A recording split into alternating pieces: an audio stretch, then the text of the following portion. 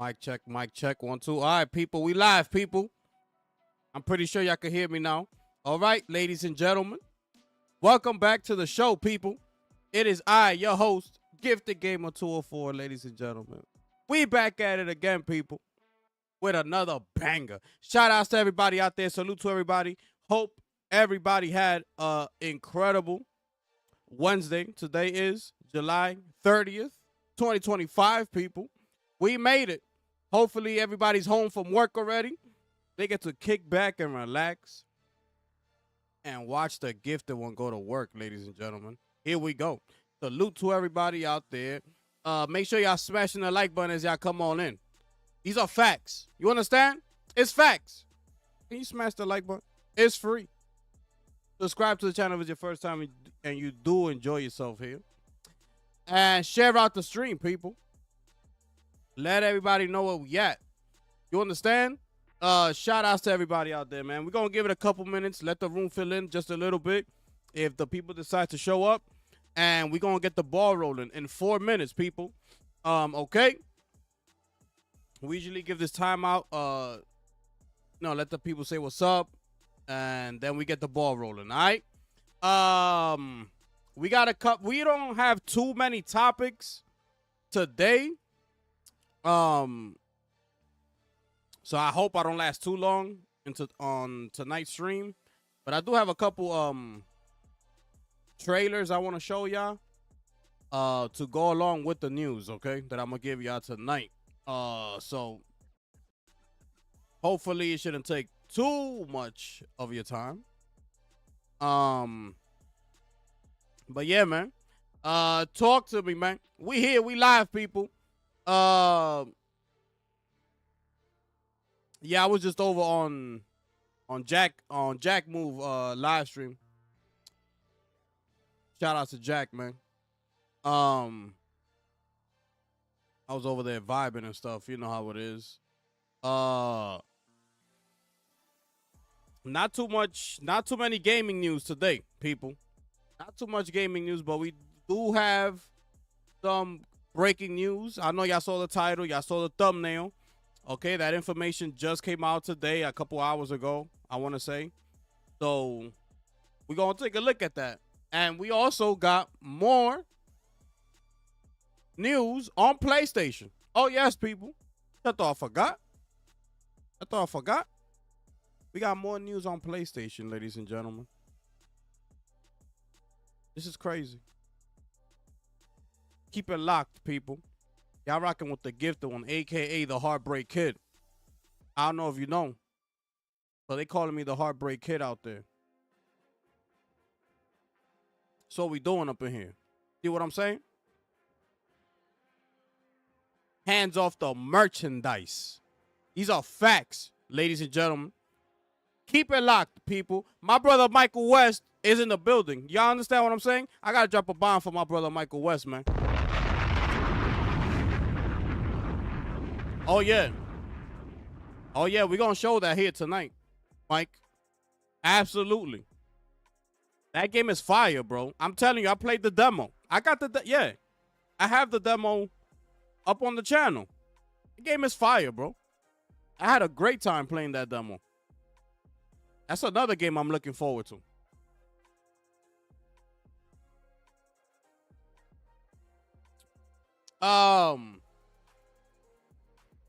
Before we start the show, I want to let me pause this music. So while Mag, I know most of y'all know the Mag show. So while Mag was doing the show on Monday night, you know he usually does his show with Cole Eastwood. He abruptly had to leave, right? In the middle of the show, he had to leave. He had a family emergency. And so, you know, we were wondering like what happened and stuff. So he just finished giving us an update as to what was it that happened. So I'm gonna play that for y'all real quick just before we start the show. Just in case y'all weren't aware of the situation, okay? So I'm gonna just bring this up real quick and we're gonna start the show off, all right? Since you know Mag is a part of this community, so we gotta show support, okay? Guys, Mag here. I just want to say thank you to everybody in the community that reached out and sent their well wishes, and even the people that know me personally who sent all their thoughts and prayers, messaging me all night long. You know who you are. I just want to say thank you from the bottom of my heart. But I also want to use this as a teachable moment about something. No, there's not going to be some kumbaya shit about whatever. But it's important. Is that just yesterday, up until yesterday and this whole weekend, and podcasts and YouTubers and Twitter people and everything else, and fans and friends all attacking each other and going crazy and calling each other names, saying hurtful things and whatever else, right? When something in the real world sucker punches you right in the face, you realize what's really important. And this is supposed to be something that brings us joy and happiness and all that kind of stuff, to take us away from that shit. And my wife almost died today. I almost lost her. And when something like that happens, you realize what's really important. And all of this other stuff that we do is just, this is supposed to make us happy. You know what I mean?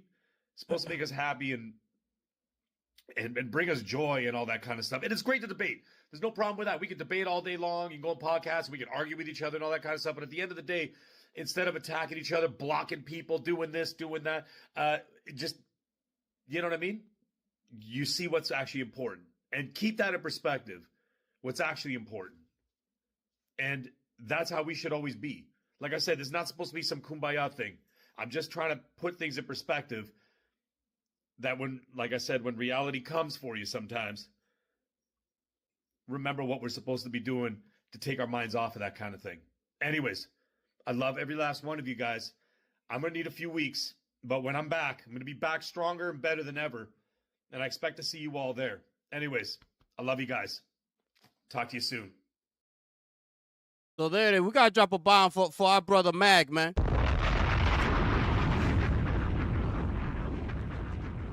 Got to drop a bomb for him. Y'all make sure y'all go over there and show Mag some support, man. Facts. You understand? Facts. All right? Just I wanted to give y'all that update. All right? So, shout outs to Mag. Here we are, people. Okay? Here we are. What y'all want to start with first? Y'all want to start with the Microsoft stuff? Or y'all want me to start off with PlayStation? What y'all want me to do? We could go either or. Well, what y'all want me to start with first? Because this is crazy. Matter of fact, we're going to start off with the Microsoft stuff, okay? So, y'all make sure y'all smash that like button. Let's get right into this, man. Where we at? Where we at? Where we at? Y'all got a sneak peek right there. Oh, that's coming later. That's coming later. Y'all get ready for that. Anyways, so this is over at TheVerge.com. This is Tom Warren. He put all this information together for us. Thank you so much. Because I was looking at the Microsoft numbers, the official quarterly financials, a whole bunch of numbers, a whole bunch of stuff going on. I wasn't about to read all that. So shout outs to you. Let's skip straight into the gaming right here. Xbox and gaming, okay? And let's skip, hold on, let me put this down a little bit. Because it's... Okay. Okay, here we go. Sorry about that. So let's skip straight into the gaming perspective of Microsoft, right? So, Xbox and gaming. Can y'all see that? Let me pick that up a little bit more for y'all. My bad. Yeah, that should be good for y'all. Okay, so Xbox content and service revenue, which includes Xbox Game Pass, is up by 13% this quarter.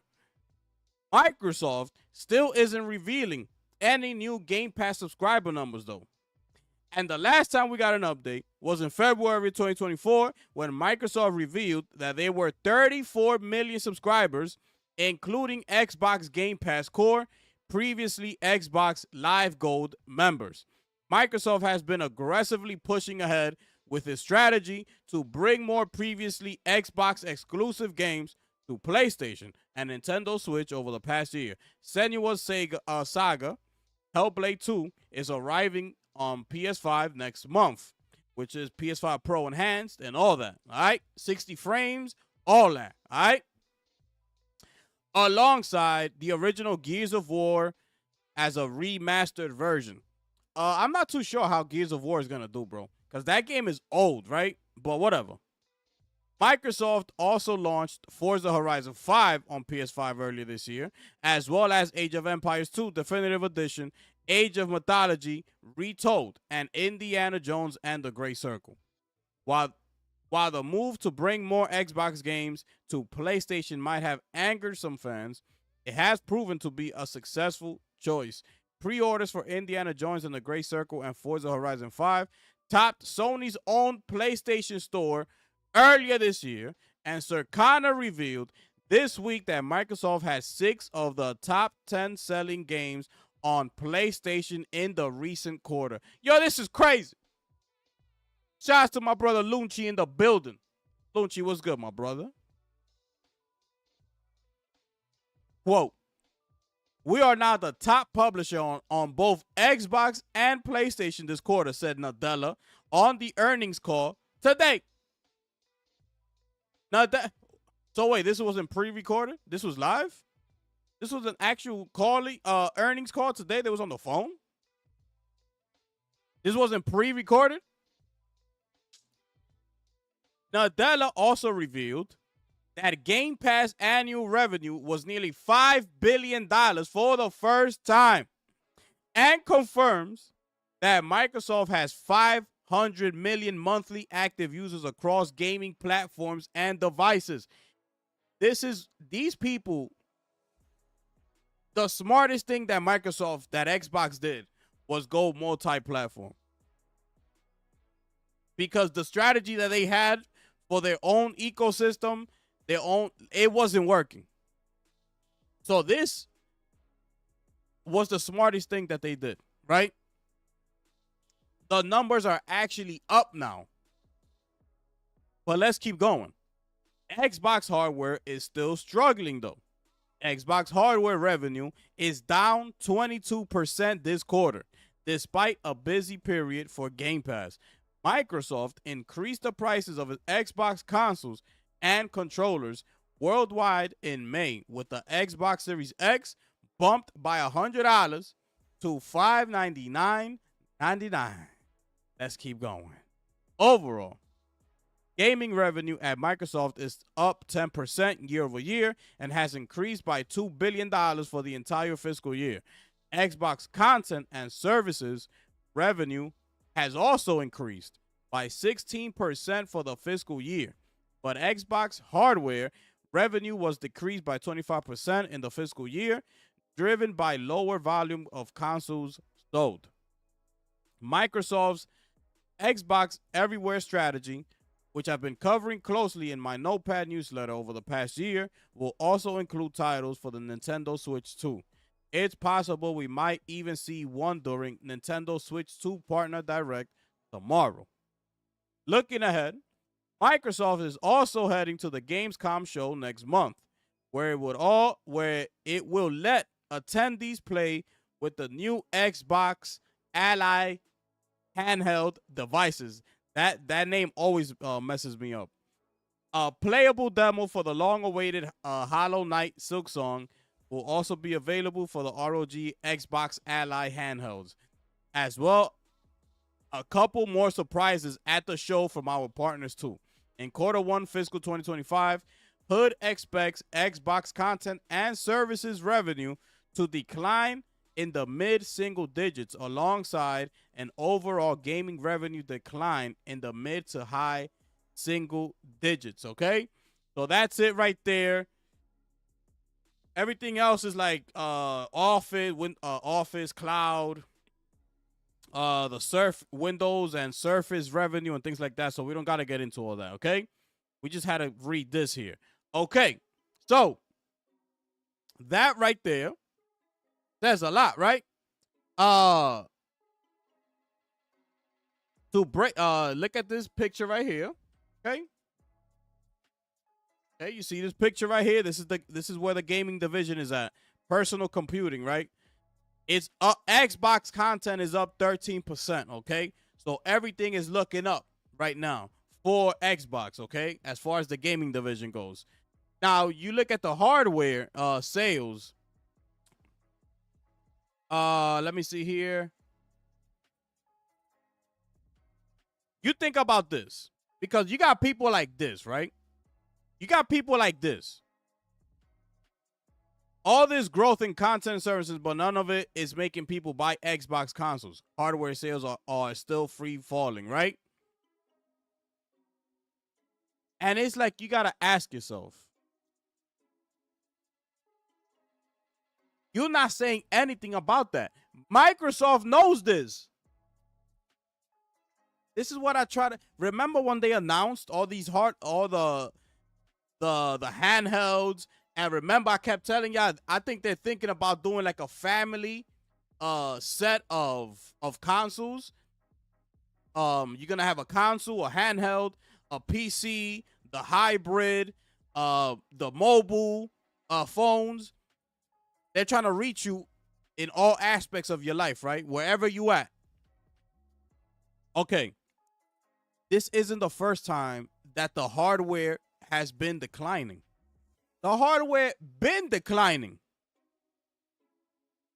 This is what people like him don't understand.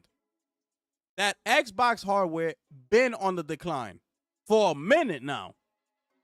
It's not like this is new, right? Let's say this was the first time we heard this. Oh, they're down 22%. Everybody will be going crazy.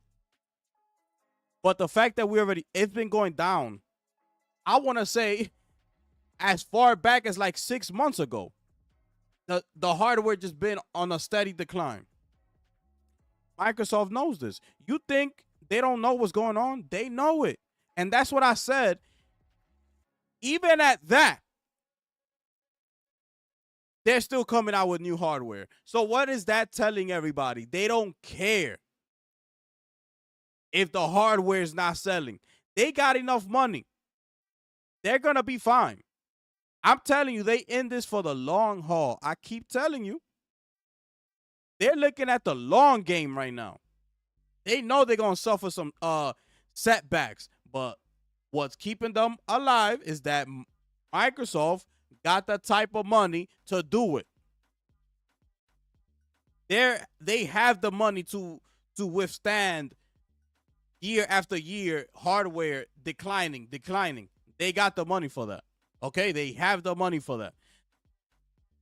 And it shows you that even with the latest one, with the series consoles declining, and they still got the balls to come out here and come out with new hardware. And people trying to clown them for that. Like, bro, you are not smarter than them. You're not in the business room. They got the numbers. They see the decline. They see it. It's not like this is new to them. And they still pushing the button. Yes, go ahead. Go on. Put out more hardware. We don't care. These people don't care, bro. They don't care.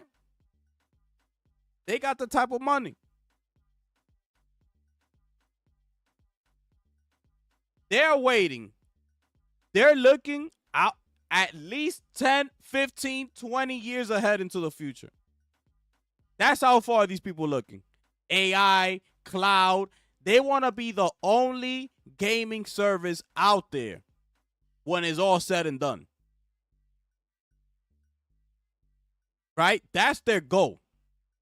That's the goal for Microsoft. They want to be the end all be all. They see Sony, like Sony could potentially one day go out of business. We don't know that. But they must have some sort of some type of information, some sort of insight that they might be looking at the situation like, oh, yeah, they winning right now. Oh, yeah. Business is booming right now. Everything is looking up and up.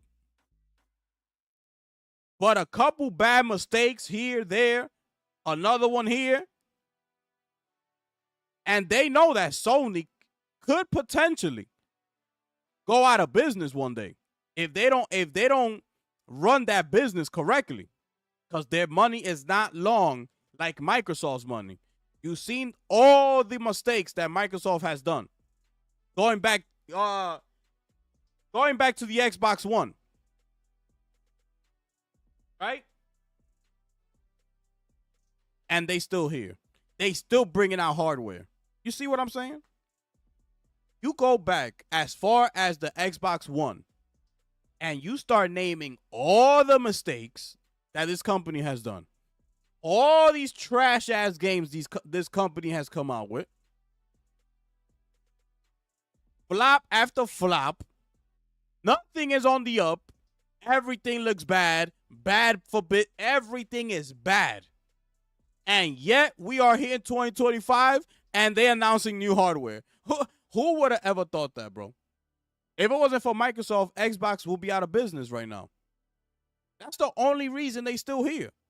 It's because of Microsoft. If it wasn't because of that, they would have been finito, done, out the building already a long time ago. But they in it for the long haul. They know Microsoft is behind them. They're like, bro, we don't need hardware to sell. We're going to have it out there for as an option. Asus is doing that. They're the ones taking care of all that. So it's like a win-win situation because they don't got to deal with that. Now, when they come out with their own hardware, that's when we're going to see. But even at that, if it don't sell, they don't care. So this is huge because now we take a look at this, right? Now, where are we? So Satya over here talking about they're the top publisher now on both Xbox and PlayStation this quarter. You know, he over there bragging, yapping his mouth. Okay.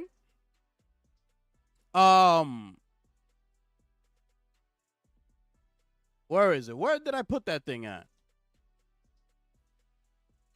Oh, it's Piscatella. My bad. Piscatella. Okay, so here it is. My bad. So this is the updated version because Matt, he put out a different version of the stats. So this is the updated one. This is the official one here, okay? You see here, this is from April 6th all the way up to July 5th, okay? And if you look at the charts, what do we see here? Microsoft Corporation all over this list. This is on PlayStation. These are the top 10 best-selling games from April to July on PlayStation. Okay? What do we see here? Microsoft splattered all over this chart.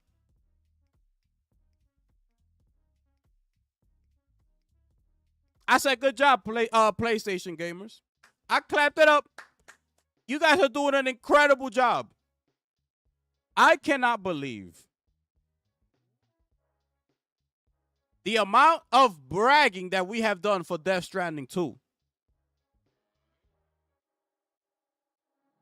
That this game is at number 7. And a 4-year-old racing game like Forza Horizon 5 is sitting at number 2 on the charts. I can't believe it. Elder Scroll Oblivion, which is a 20-year-old game. My goodness. It's sitting pretty up there at number 3. You got Doom, The Dark Ages, which was very mixed. Not everybody enjoyed it. A lot of people chose not to buy it, right? If you read the room, a lot of people decided not to buy this game because it didn't remind them of the real Doom. They said this Doom was trash. And it's sitting pretty at number 6. And here comes Death Stranding 2 on the beach. A PlayStation Kojima production. sitting pretty at number 7. And right behind it is one of the games that everybody was clowning. Everybody said it's not going to sell. It's sitting right there, right behind Death Stranding 2 on the beach. I'm telling you, this is ridiculous, bro. Bro, this is ridiculous. I'm telling you. You got, ready or not, now officially hit 2 million copies on consoles in just 2 weeks. In just 2 weeks.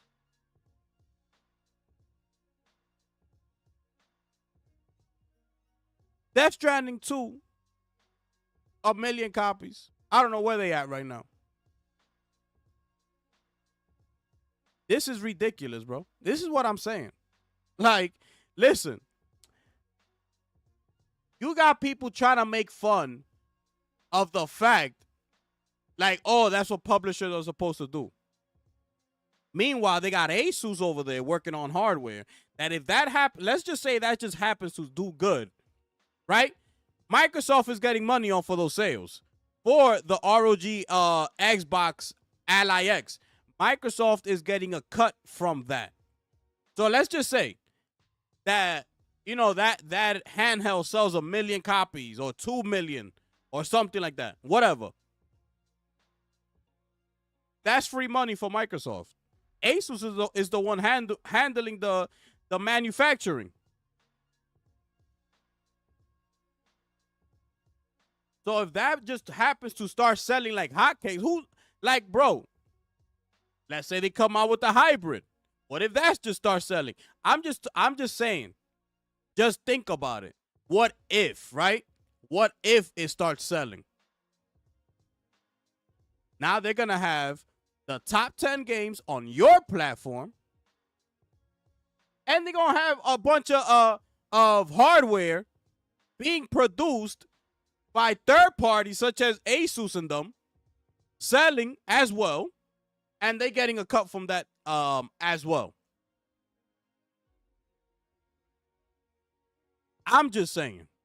I'm not saying that it's going to happen, but what if it did happen? That's all I'm saying. This is ridiculous. And this is the thing, right? Because somehow people are trying to make fun. This is what I was saying. People are trying to make fun of Xbox and Microsoft for flexing their powers, right? This is Detective Seeds here. Same comments PlayStation users buy video games. Well, did they buy Death Stranding 2? Well, did they buy Astro Bot? Well, did they buy Returnal?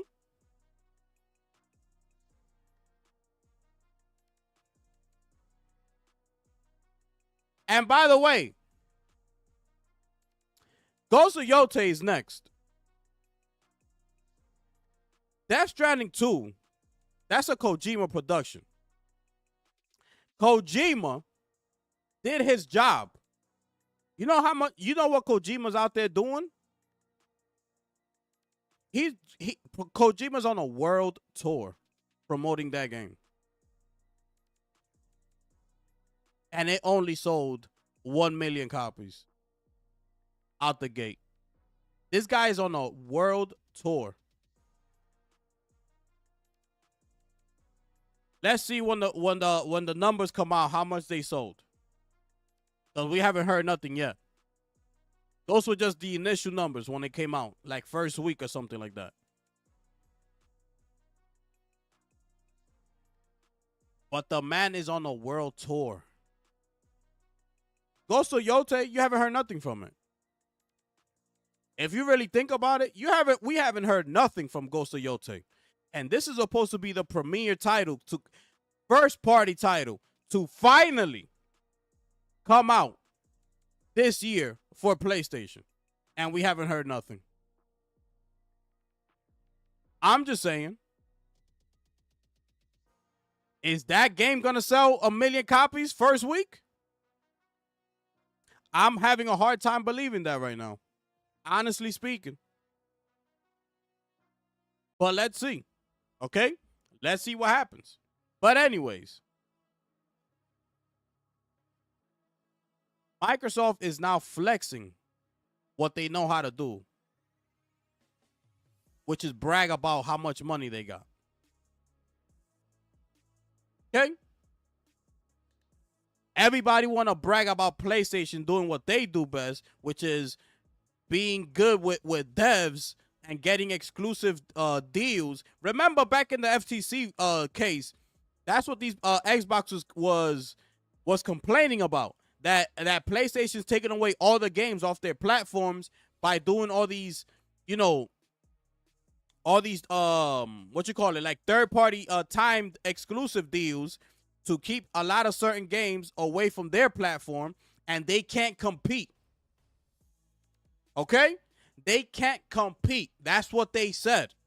They're not allowing us to compete because they keep taking all the games and making all these exclusive deals to be on PlayStation.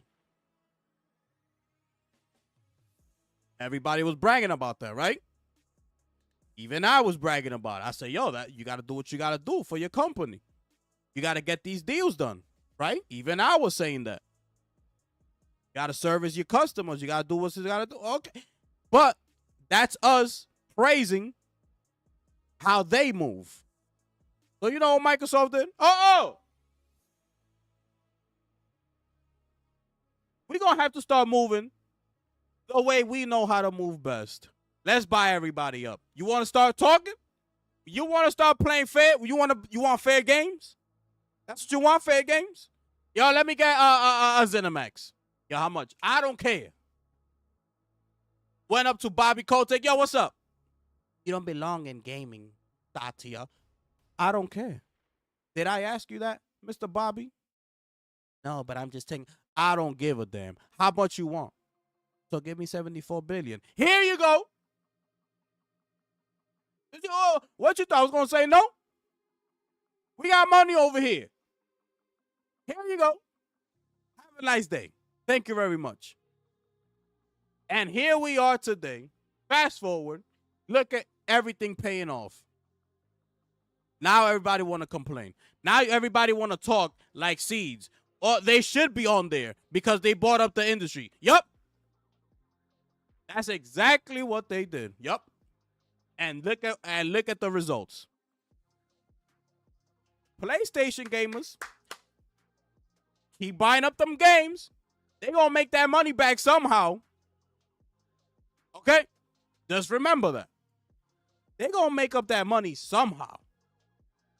And thanks to you, who bought a 4-year-old racing game, selling 3 million copies in the first 3 months, thanks to you,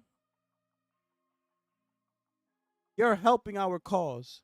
So we love you, PlayStation gamers. That's what Satya is saying. I love those guys. Put more. And over here, you got people, trying to console war. Oh, give me them games. Oh, we're going to buy them games day one. Go ahead and buy them. That's what Satya wants. Who you fooling? That's what Satya wants. Go ahead and buy them.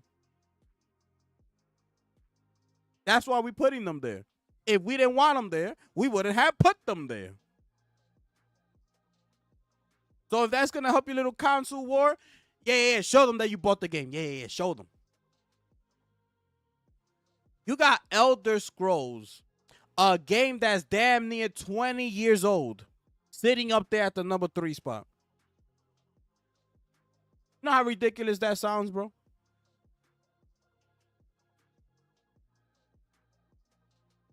That's incredible. I can't believe this. I can't. This is unbelievable right here. But anyways, there you go. There you have it, people. You got this guy talking about they spent $100 billion to get that, this, that, and the third. They getting their money back. They gonna get their money back.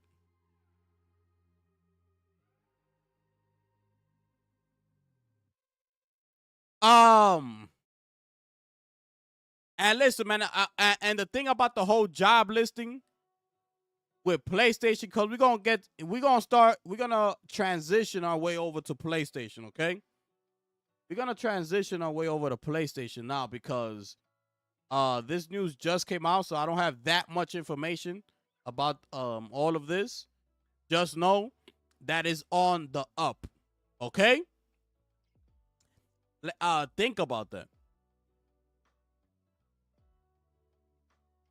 Microsoft is finally looking up. They're on the positive side, not on the negative. Okay? Game Pass. How much he said? The annual revenue for Game Pass was nearly $5 billion for the first time. Remember, I brought you that article with Matt Piscatella. Remember, he was on the game. Is it the game industry, the game business, with Christopher Dring? That interview he did, he said it there. That video game subscription services are on the up. Remember, I think I brought you that article yesterday too. I said it. For the first time, they're seeing a bump in revenue for the subscription, like PS Plus, Xbox Game Pass. I'm just saying. Now you think about this. Because PlayStation is third party, right? They're going third party. Now you think about this. Because Hideaki Nishino said profitability, right? That's what he said. So you think about this. Just think about this for a second. I'm on PC, right? I got Game Pass, right? I pay $11, right? Okay. I get day and date all Xbox first-party games, along with other titles that they got deals with, third-party, with the latest one being Expedition 33 that I got to play and enjoy from Game Pass. Yeah, they got deals like that, right? The new position that's opening up in PlayStation is going to be reporting to the vice president, and he's going to be the one making the deals. He's going to go out to the field, and he's going to start breaking deals with these developers where he sees best fit for a particular PlayStation game. So, for instance, that person that's being hired, let's say he goes over to Satya and Phil Spencer. He's like, yo, what's up? We got Spider-Man Remaster. What's up? Satya and Phil gonna look at each other like, what you say? I got Spider-Man Remastered. What's up? What we talking? What them numbers looking like? Well, we could offer you a Game Pass check. You want a Game Pass check? Well, how much is that check gonna be? What that looking like? Well, if we look at the numbers, a lot of our customers don't really buy games like that, right? That's what we're really offering you, the Game Pass check. And being that you got Spider-Man, we're willing to go above and beyond and give you a little bit of extra money. Matter of fact, we usually give 30%. What you call it? I don't know what percentage they give these people, right? But let's just say it's a 70-30 deal. They could be like, oh, we'll do an 80-20 deal. Y'all take 80, we take 20. And you put that Spider-Man Remaster on Game Pass. He gonna be up in there like, huh? You got it. He gonna go back over to PlayStation. Yo, we just got an 80-20 deal for Game Pass from Satya for Spider-Man Remaster. He said get it done right now.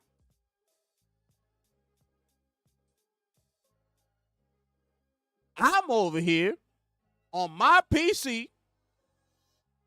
I'm looking over on Xbox Game Pass, and I'm just scrolling. I'm looking. Spider-Man Remaster. I'm gonna be like, what? When did that happen? So now, these people are going to start cutting deals with PlayStation games. God of War, Spider-Man, Horizon, and the rest of them. They could start making them go. That's his job. He's going to start negotiating with these people. So just think about that. Now I'm sitting here on PC. I don't pay for internet. I got PC Game Pass. I only pay $11 a month. I get all the first-party titles from Xbox, including Gears of War E-Day, Grounded 2, what you see right there, Call of Duty. We got Wu-Chang Feathers, Tony Hawk Pro Skater, Gears of War E-Day, the new Halo, the rest, all of them. And here comes Spider-Man Remastered. Just think about it. That's what that man is being hired for. Okay? Is to make deals. If it make dollars, it makes sense. That's all I'm saying. Yeah. I'm just putting that out there. In case y'all didn't know. In case y'all didn't know. Okay? I'm just saying. That could happen. That could happen. That's a new position. That's a new position. Okay? Xbox was never in talk. The word Xbox was never in nobody's job description. Up until now. Now we see the name Xbox in a job description for PlayStation. I don't understand how people are not seeing this. People are trying to flip this in all sorts of directions. Nah, it's because, let me tell you something. No, you don't got to tell me nothing. It's a job description from PlayStation, and it says clearly Xbox. Right there. Xbox. That's all I need to see.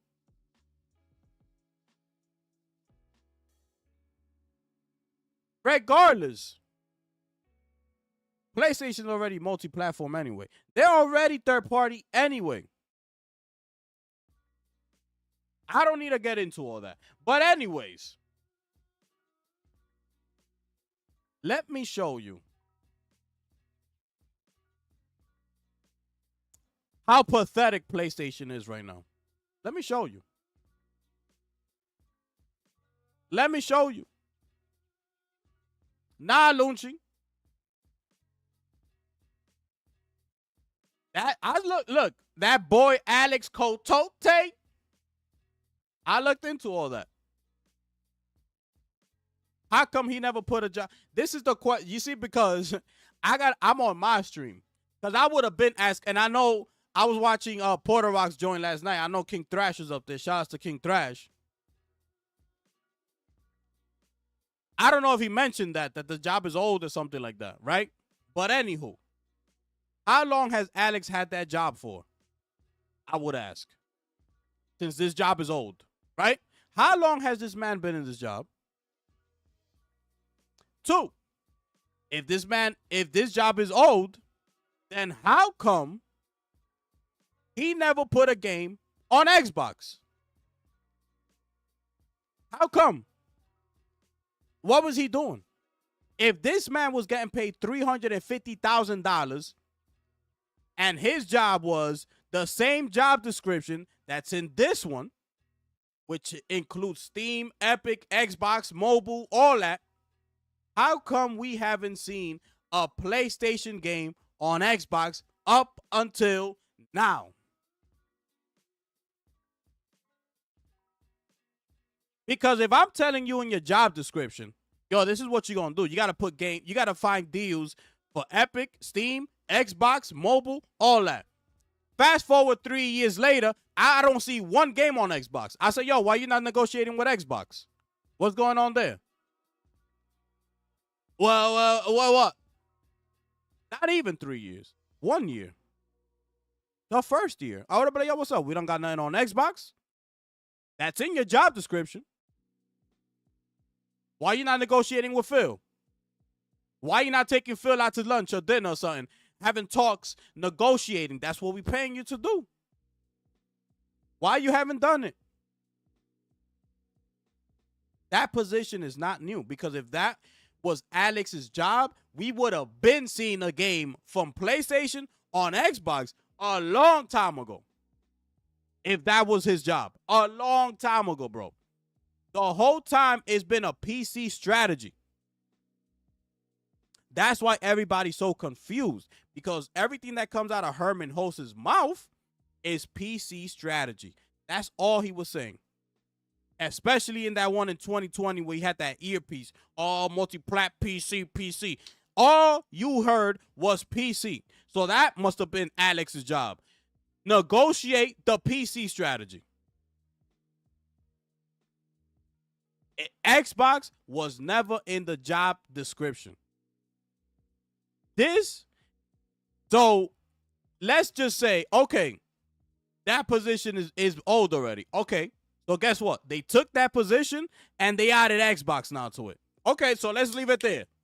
Because I guarantee you that Xbox was not in the job description beforehand. Now, okay, it's the same position, but we're going to include Xbox now. So now you got to go negotiate with Phil and Satya and them. That's it. That's it. They making money on PC. It's like and Nintendo too. And Nintendo. Let's just add Xbox and let's add Nintendo. There you go. Let's put this job up for the listing. And now PC, remember Yoshi was out here telling everybody that putting games on PC is printing money, bro. So how can people sit here and say that they're not making any money? $650 million. That's basically free money that they got. They're not spending nothing to put it on PC. That's what Yoshi said. So it's like, I'm like, bro, what is it that we're not understanding here? Yoshi said, when you put the game on PC, that's printing money. That's not worth nothing to PlayStation. That's what printing money means. That is nothing for them to put that over there. So even if they just sell 1 million copy of that game, that's 1 million copies, whatever that amounts to, free money for them. The issue is we're not getting nothing out of that as PlayStation gamers. Their PlayStation is not coming back to us with that free money that they got and giving services back to us. Like, yo, we work on this game. Here you go. This is the new Naughty Dog game. Yo, we got like 3 or 4 projects coming in the works from Santa Monica and Insomniac and Housemarque and the rest of them. And we got a couple goodies too. We got these controllers that we working on. That's the issue, okay? That is the issue right there. Because they want to brag about how it don't cost them nothing to port the game. So it's free money. But when they get that free money, they're not doing anything for us. So that's a problem that I have. That's why I'm on their neck. Because I don't like the way they move. I'm not liking the way they moving. Now, yesterday, I showed you how pathetic Push Square is when I showed you this video yesterday, right? I'm going to show it to you real quick, just the first part, so you can see. First-party exclusives are there actually available right now on PS5? Well, let's find out. Real quick. So in 2025, it can be hard to actually constitute what a PS5 exclusive is. Thankfully, the team over at PushSquare.com have worked together a set of rules to dictate the validity of certain PS5 exclusives, allowing us to compile a massive list of PS5 exclusives. So let's get into the rules first. Number 1, it has to have been published by Sony. Number 2, it may be available on PS4 as well as PS5. Number 3, it can have been ported to PC but must not be available on Xbox or Switch. Number 4, the game may be a remake or remaster. Number 5, it may have been developed by an external studio. And number 6, the game's IP may be owned by another company. So with all of those... That's ridiculous, right? Look at these comments. Look at this. Look. It's available on PS4. How is it a PS5 exclusive?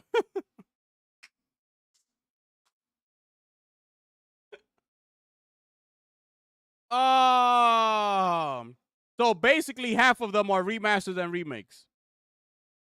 Concord, is it still an exclusive?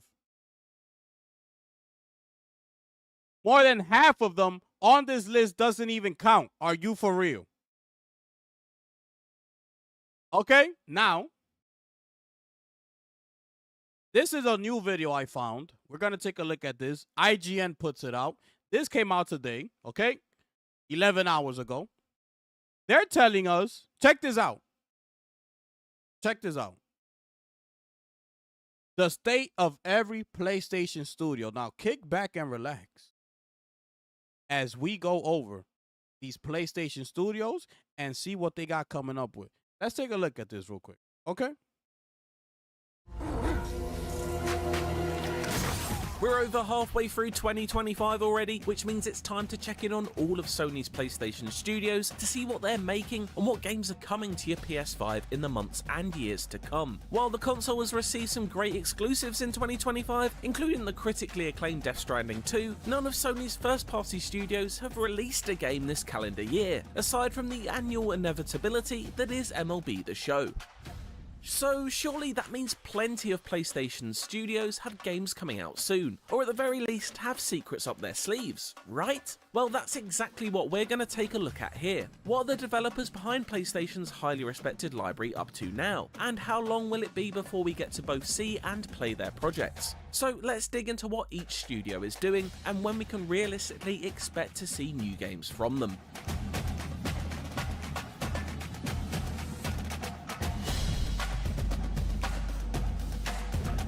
Naughty Dog's attention is now firmly on Intergalactic: The Heretic Prophet, a spacefaring game with retro 80s vibes. After leaving the future of The Last of Us HBO show in the hands of Craig Mazin, studio head and creative director Neil Druckmann is now working full steam ahead with his team on the Uncharted studio's first new series since 2013. But aside from a cinematic heavy trailer at last year's Game Awards, we've seen very little of this sci-fi story. Tell me something good. What we do know is that it follows Jordan A. Munn, a bounty hunter who gets stranded on a planet when on the trail of a criminal syndicate called the Five Aces. It's also rumoured to have a deeper combat system than any previous Naughty Dog game, with the reveal trailer giving us a tiny glimpse of its lightsaber-esque gameplay. Oh, and the music is being composed by Nine Inch Nails, Trent Reznor and Atticus Ross. That's never not a good thing. Could this be Sony's big 2026 PS5 game? We can certainly hope, but we would love to see some gameplay before making such assumptions. It would appear that this isn't the only iron Naughty Dog has in the fire though, with Druckmann teasing that the studio has a second unannounced game in development. Could this be The Last of Us Part 3? Uncharted 5? Something completely different? Let us know what you think in the comments. That's one right there. That's one right there. Okay. We don't have nothing on the game. When it's coming out, nothing. We've seen that one cinematic trailer in the Game Awards last year. And by the way, remember when we was clowning Rockstar for Grand Theft Auto when they had 365 days, which is a year from the first trailer, without us seeing anything, no pictures, no second trailer, nothing. Naughty Dog is on that same trajectory. We got that trailer in last year's Game Awards. Okay, we are about to be in August. Okay. Are we going to see something from this game come August? Chances are no. Next up, September. Are we looking to see something else from this game in September? I don't know. I'm just saying. That's one. What's next? Oh, Santa Monica Studio released God of War Ragnarok to huge success in late 2022, and followed it up with the surprisingly lengthy 3 Valhalla DLC in December 2023. What's next for the studio remains a mystery, although we do know Cory Barlog, who led development on 2018's God of War, moved on to helm a new project in 2021 after leaving Eric Williams to fill Ragnarok's director seat. Little to nothing is known about that new project, but given it has been in development for a number of years already, it wouldn't be beyond unreasonable to expect to see it revealed this year. As for a new God of War game, well, we likely can't expect that as quickly. Despite the gap between Ragnarok and its predecessor being only 4 years, the end of Kratos' Norse saga signals a new direction for the series, which naturally means it will require a lot more work from the ground up. We can hope, of course, but don't expect to see everyone's favourite Angry Dad anytime soon. That said, we wouldn't say no to a remake of the original trilogy. Santa Monica. What he said? We know little to nothing about what Cory Barlog is doing. We have no idea. So now we don't know nothing about Intergalactic. Now we don't know nothing about Cory Barlog. Let's keep going. Insomniac is arguably Sony's most prolific studio, having released either a Spider-Man or Ratchet & Clank game every couple of years for almost a decade now. Its most recent launch was in 2023 with the hugely successful Marvel Spider-Man 2, and so, based on pattern, you'd be forgiven for expecting a new Insomniac game in 2025. But in a worrying sign of the fragile state of the games industry, even a game much of a break as anyone. We're going to skip over Insomniac because I don't got no issues with Insomniac. I told y'all already how I feel about them. They're the MVP of this generation. So shout outs to Insomniac. Y'all can take all the time y'all want. Thank you very much. Next. October 2nd, 2025 release. So we know not, even though, right? Even though I'm giving Insomniac all the time they need or whatever, I have no issues with it. But that is the third studio now that we know nothing as far as the Wolverine title and things of that nature. We all know that's supposed to be coming. They debuted it in 2021. It is 2025. We know nothing about the title. Venom is supposed to be another rumored game to be coming out. We know nothing about Venom either. I'm just saying. I'm not trying to throw no negativity towards Insomniac, but these are 3 studios already that he went through, and we know nothing about what is the next title that they're coming out with, or if we do know the title, we don't know anything else. The date, haven't seen an official gameplay trailer, nothing about it, nothing. Ghost of Yote, we already had Ghost of Tsushima. Let's keep going. We got no issues with Sucker Punch. They did what they had to do, okay? Let's keep going. Open World Foundations. That's one. That's one. Guerrilla followed up 2022's Horizon Forbidden West with the Burning Shores DLC 1 year later, as it continued to build out Aloy's story. With the West Coast set sequel ending on a cliffhanger, it's not a stretch to expect the Amsterdam-based studio to be working on the third part of the trilogy next. We wouldn't expect any news on that one soon, however. The development time between Zero Dawn and Forbidden West was 5 years, so we're likely a little while away from seeing Aloy and her metal dinosaur friends again. What we're reportedly more likely to see first is a live service Horizon game that's currently in the works, starring a new cast of characters and a unique stylized look. Perhaps this is something we can hope to see more of sooner rather than later, although this year may be a stretch, with Sony perhaps reassessing their live service future following the failure of Concord and the troubles facing Marathon. Guerrilla. Again, we don't got no issues with Guerrilla, right? Guerrilla, they do a lot for Sony. We're going to give Guerrilla some times. Okay? We still haven't seen the MMO, which is what we are hearing that's in the works. Okay? But we haven't heard it. We haven't heard an official word from Sony yet. Okay? So technically right now, we don't know what Guerrilla's working on. Technically. Housemarque, we already know. Shout outs to Housemarque. We in there. Sometime in 2026. That's 2. Now, there are a number of PS5 console exclusives. PS5 exclusives from non-PlayStation Studios developers. Okay, here we go. Now, there are a number of PS5 console exclusives on the way that aren't from first-party PlayStation studios. Those include Bungie's Marathon, which has faced a turbulent few months this year We know due nothing to about development that. controversies surrounding allegedly plagiarized artwork and a less than warm reception to its closed alpha. As a result, the online shooter, once scheduled for a late 2025 launch, has been delayed indefinitely. One exclusive coming out very soon, however, is Lost Solar Side, from Chinese studio Altizero Games. Hitting PS5s on August 29th, its development began way back in 2014, starting life as a solo development project before broadening out into a team effort. An action game inspired by classics of the genre such as Devil May Cry and Bayonetta, it certainly caught the eye in its most recent trailer. And then we have Phantom Blade Zero, another PS5 console exclusive that we'll highlight here. A semi-open world samurai bloodfest with Souls-like elements, it certainly doesn't look to be lacking in style. We can hope to see more of it later this year, but with no release date set as of yet, we won't expect to be playing it anytime soon. Here you go, Haven.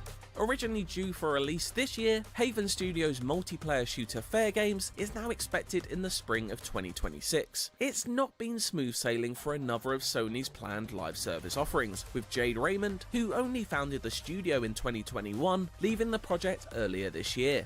Work is still ongoing on the online. Bend Studio. Bend has been pretty much quiet since the release of Days Gone way back in 2019, aside from giving us a remaster a couple of months back. But in 2022, a few slivers of detail were revealed about what the Media Molecule. Media Molecule spent most of the past decade working on Dreams, the game creation and curation project that was released in 2020. But as a result of significant layoffs at the studio in 2024, live service for the game has now ended, with MM's current aim being to ensure Dreams transitions into a self-sustaining platform. There has since been no news on what the developer's next project will be. No news. Next, Team Asobi. No news. Team We don't got no beef with Team Asobi. That game of the year. All right, enough said. And they've been updating the game consistently.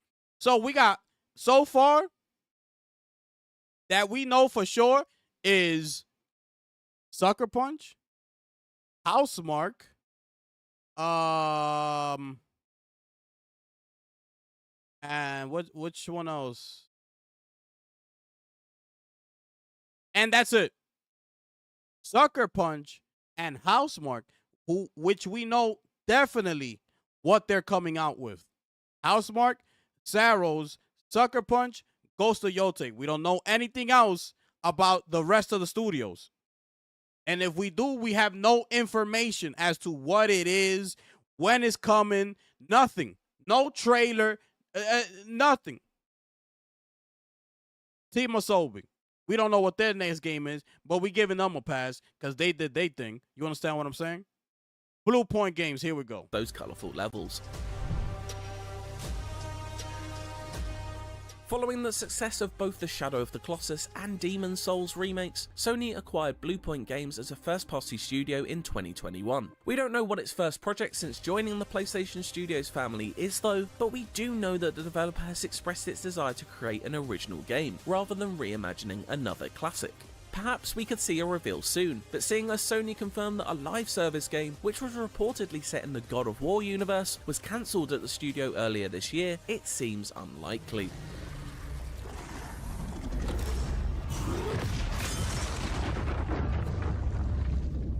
Polyphony. We're moving on to Polyphony. Polyphony has been making Gran DT. Turismo for 25 years now, so it would certainly be a San Diego, MLB. Similarly, We already San know Diego is well established. Fire Sprite. Where they at? Firesprite most recently developed Horizon Call of the Mountain for PSVR 2, following the studio's newfound focus on VR games. What's next is anyone's guess, however. Anyone's guess. Anyone's guess, however. Let's keep going. Not wasting time with these people, man. Working on a live service Twisted Metal game, which, Oh, Twisted Metal, which was canceled. Next. Here we go. No idea of when we can expect to see it. No idea.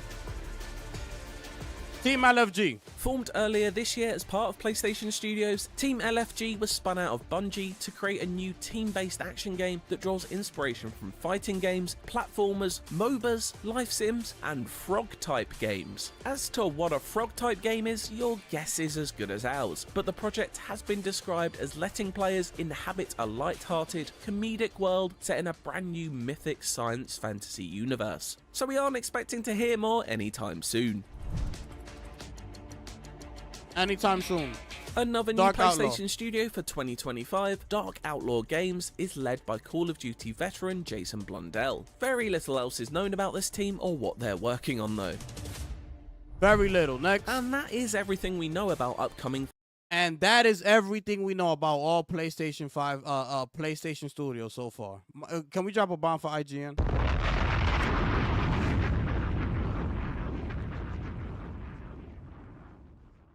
Finish him.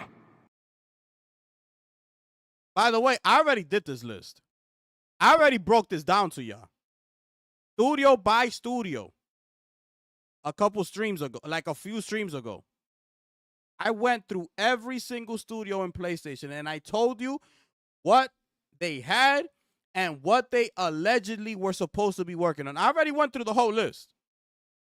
So it's just that I saw this video today and it's IGN. So I said, let me bring it to their attention. Maybe they you know, agree since it's IGN bringing out the list and it's not me.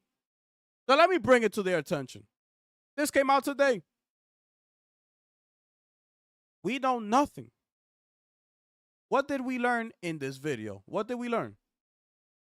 All we learned is that we got Ghost of Yote confirmed, and we got Saros from Housemarque confirmed. That's all we got from this video. Everybody else, we don't know. Naughty Dog, we don't know. Santa Monica, we don't know. Insomniac, we don't know. And the rest of all of them, we don't know. We don't. That's all they said. Your guess is as good as mine. That's what he said. That's what he said. Not me. I didn't say it. It wasn't me.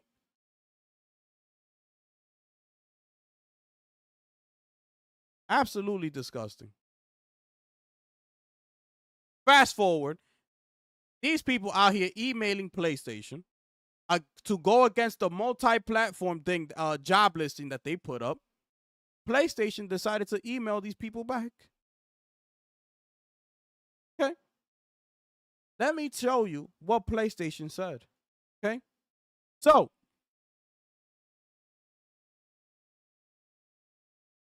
make sure y'all can see this. Here we go. Quote, this is PlayStation talking to that fan that emailed them. Quote, while we continue to explore new ways to grow and evolve the gaming ecosystem. Can we drop a bomb for PlayStation, man?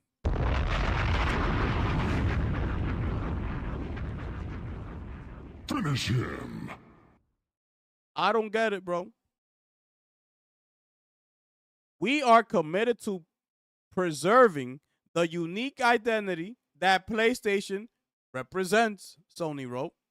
As we have in the past, we will always listen to the feedback from our community, including valued players like you, and ensure that our decisions are aligned with the experiences you expect from PlayStation. Can we drop another bomb for PlayStation?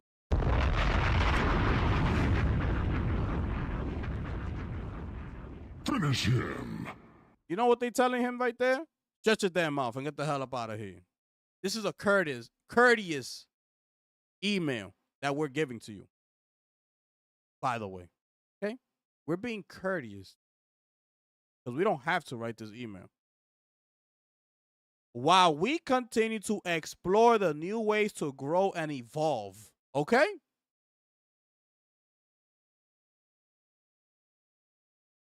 You got to read between the lines. This is a PR statement that Sony gave to this particular fan that wrote that email to them. That's all this is. That's all this is. Yeah, we're going to make sure our decision align with the experiences that you expect for PlayStation.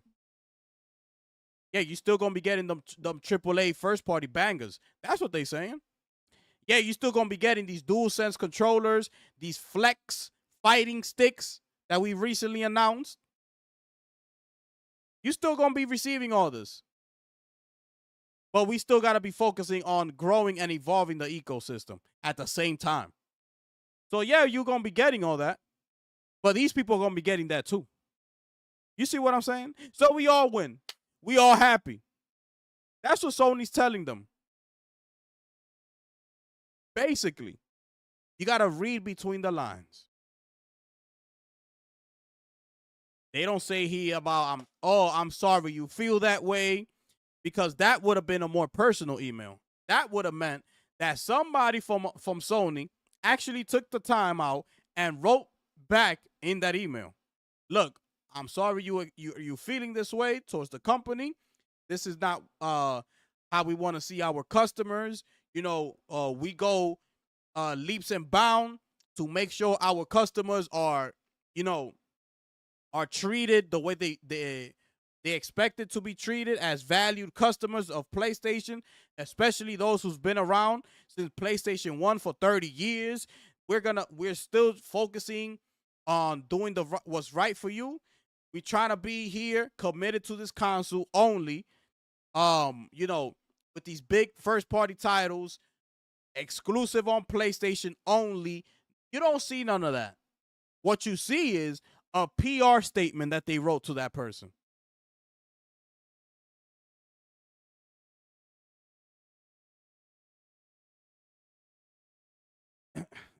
I'm going to remind you one more time.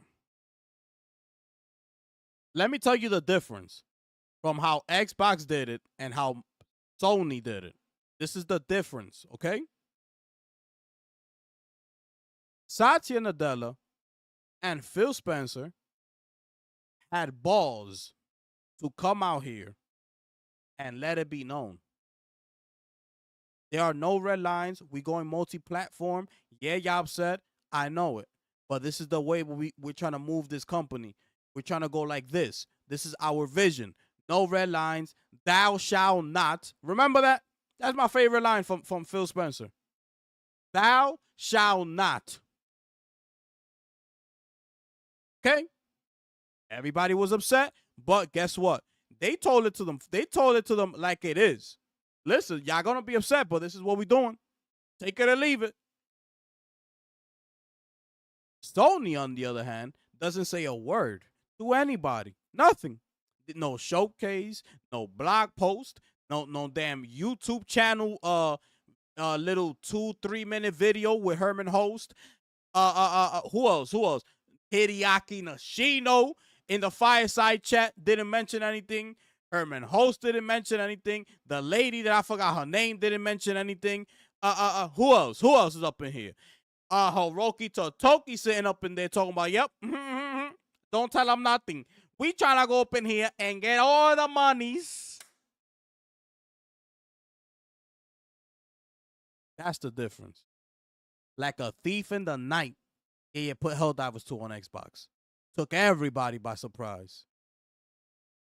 We waking up the next morning like, wiping our eye. Like, am I seeing that correct? Does that say Helldivers 2 on Xbox? We didn't know about this. That's the difference. That's why I'm upset. One of the reasons I'm upset. Because at least Xbox got the news. They got it before everything was being done. They got the news. We didn't get anything. So now, here comes this job posting. We don't get anything.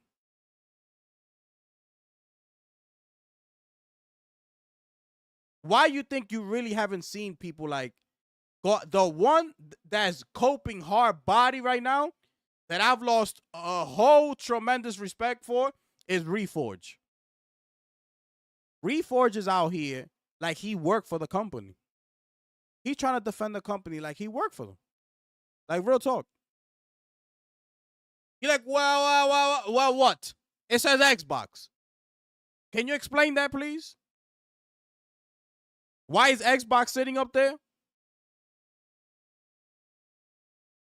But everybody, it's like, it's been real quiet. It's been like real quiet. With the exception of a few. And shout outs to Porter Rock. Because Porter Rock been out here annihilating people on Twitter. And on his channel. He been out here annihilating everybody. So he been speaking out. Hard body. But it's been real quiet. You know? Real quiet. A lot of people ain't poking out their chest anymore. After that Helldivers 2 and that job listing news came out. It's been kind of quiet, okay? It's been kind of quiet.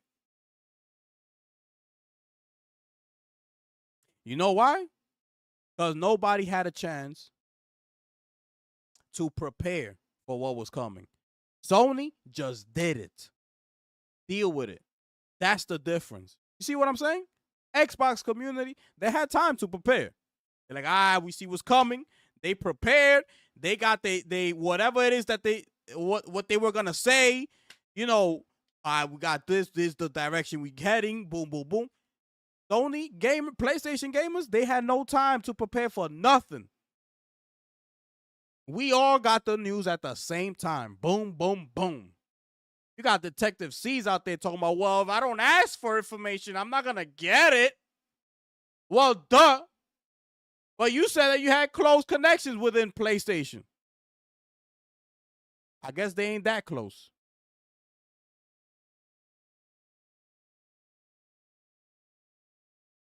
This is unbelievable, ladies and gentlemen. What is happening here? And here is the other groundbreaking news, ladies and gentlemen. Why I am upset with PlayStation. And here it is. Here it is. If you see here, this is a job posting for Naughty Dog. Okay? This is a job posting. They're looking for a senior UI artist. Okay? Let me read you this.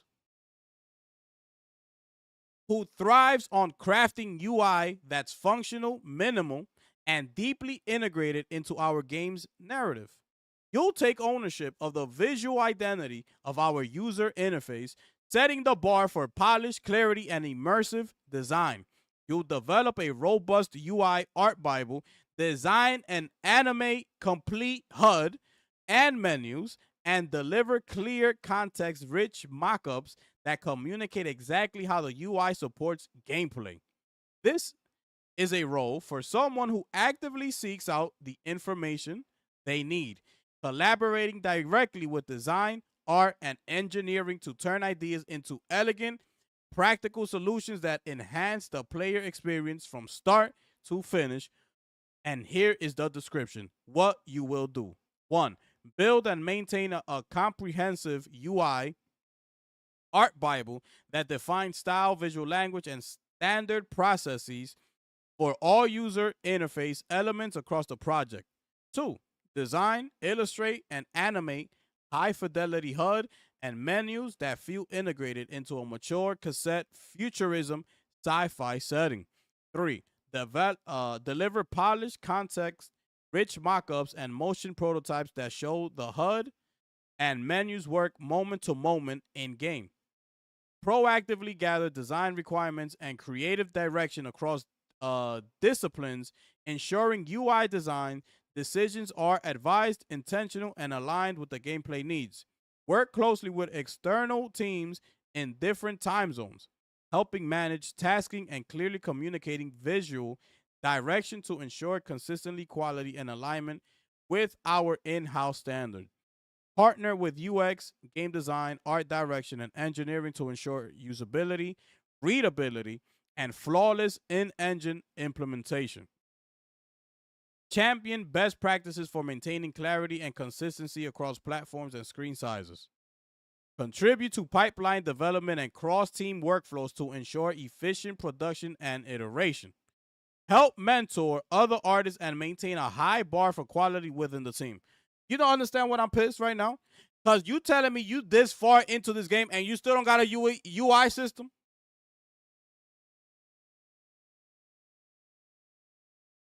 Is now that you're hiring for this? Where is this game in the development stages? I don't know. This is what I'm talking about. We don't know nothing, bro. Just because we got that little cinematic trailer, that was a cinematic trailer. Okay? We know nothing about this game. How far deep they're into development, how early, where are you? Are you in the middle, in the beginning, close to the middle, at the middle, a little further? Oh, like where in the world are you, bro? Yo, bro. Can we get a word? By the way, Neil Druckmann was at San Diego Comic-Con this weekend. We haven't heard nothing from him. What was he doing over there at San Diego Comic-Con? What did he do? I don't know. I have no idea, bro. This is ridiculous, bro. I'm tired of these people, man. I need this game already. Okay? You give me this game. Give me Saros. Okay? And you give me an Insomnia game, and I'm straight. Listen, man, this is why I'm so pissed, because these people playing with our emotion. You understand what I'm saying? Like, bro, if you're gonna go third party, go third party. Go to the PC day and day and let me sell my damn console. Because y'all playing too much. Y'all playing way too much. Like, bro, let it be known. And this is what's pissing me off. That they're not talk. They don't talk. Like, bro, open your mouth, my man, and talk. What are y'all doing? It makes no sense. Like, bro, these people pissing me. I'm tired of these people, man. Xbox is going to be at Gamescom August 20th. They already had a showcase in June, mind you, okay? Summer Game Fest, we had an Xbox showcase. Fast forward, they're doing another showcase at Gamescom this month, this upcoming month. I'm pretty sure they're going to show something else at the Game Awards. They probably got another showcase, like a partner showcase or something lined up. Who knows? And we get nothing from Sony. We just got to sit here and be patient and wait.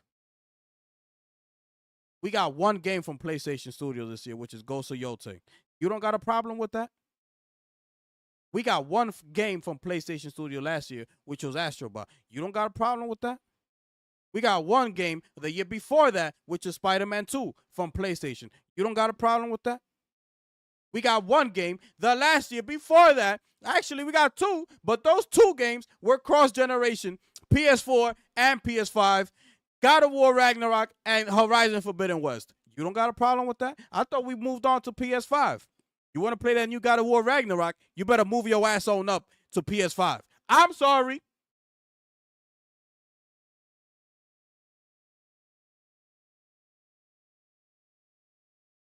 It's ridiculous.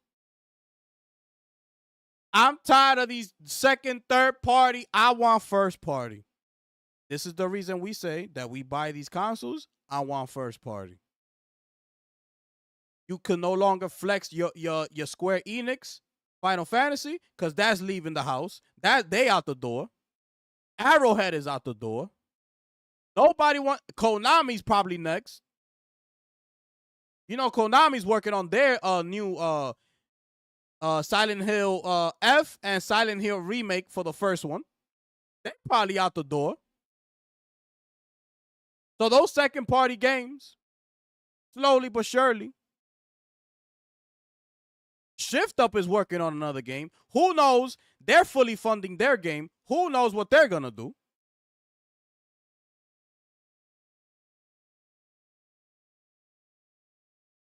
This is what I'm saying. They're investing way too much time with these second party, third party deals, which is fine. But now look at where we at. All those people I just mentioned, they no longer want to be exclusive anymore. They want to be out there. So now where are we left at? Yoshi's not here no more. He's the one that used to get all those deals done. He's the one that was well respected in the industry. That's why we got all those huge second party deals with these companies. That's why he was appointed to become the indie. They created a new position for him because he was the only one that could get it done. He's no longer here. So what are we looking forward to? You got these people on their high horses. They come out with a game whenever they feel like it. We found Cory Barlog yesterday. Finally, now we know where he's been at this whole time. We finally know where Cory Barlog has been these last 5 to 6 years. We finally know where he's been at. He's been over there working on the God of War live TV show.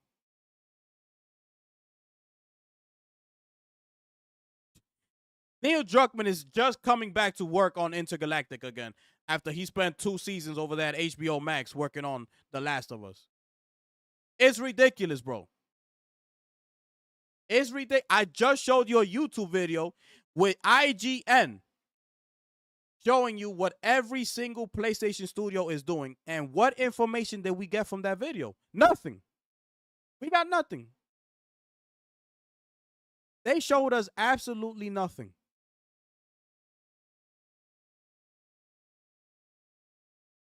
People are going as far as they don't know what else to do,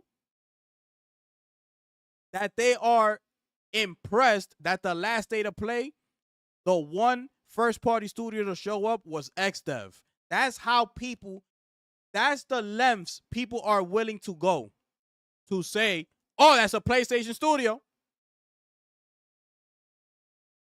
When it's not even a PlayStation game. Arc System is the one making that game. XDev is the one helping them make the game. But they're not making the game. This is Arc System. Yo, talking to XDev. We need more resources. Can you go over to Sony and get us a couple wires? We need some AI tools because we're trying to work this system in here. And we need more money too. Can you do that? XDev is there like, yeah. I'm going to go speak to Herman Holtz right now. I'll be back.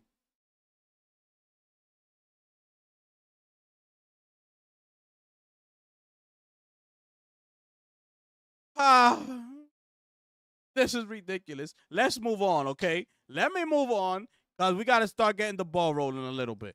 I already showed y'all this, okay? I already showed y'all this.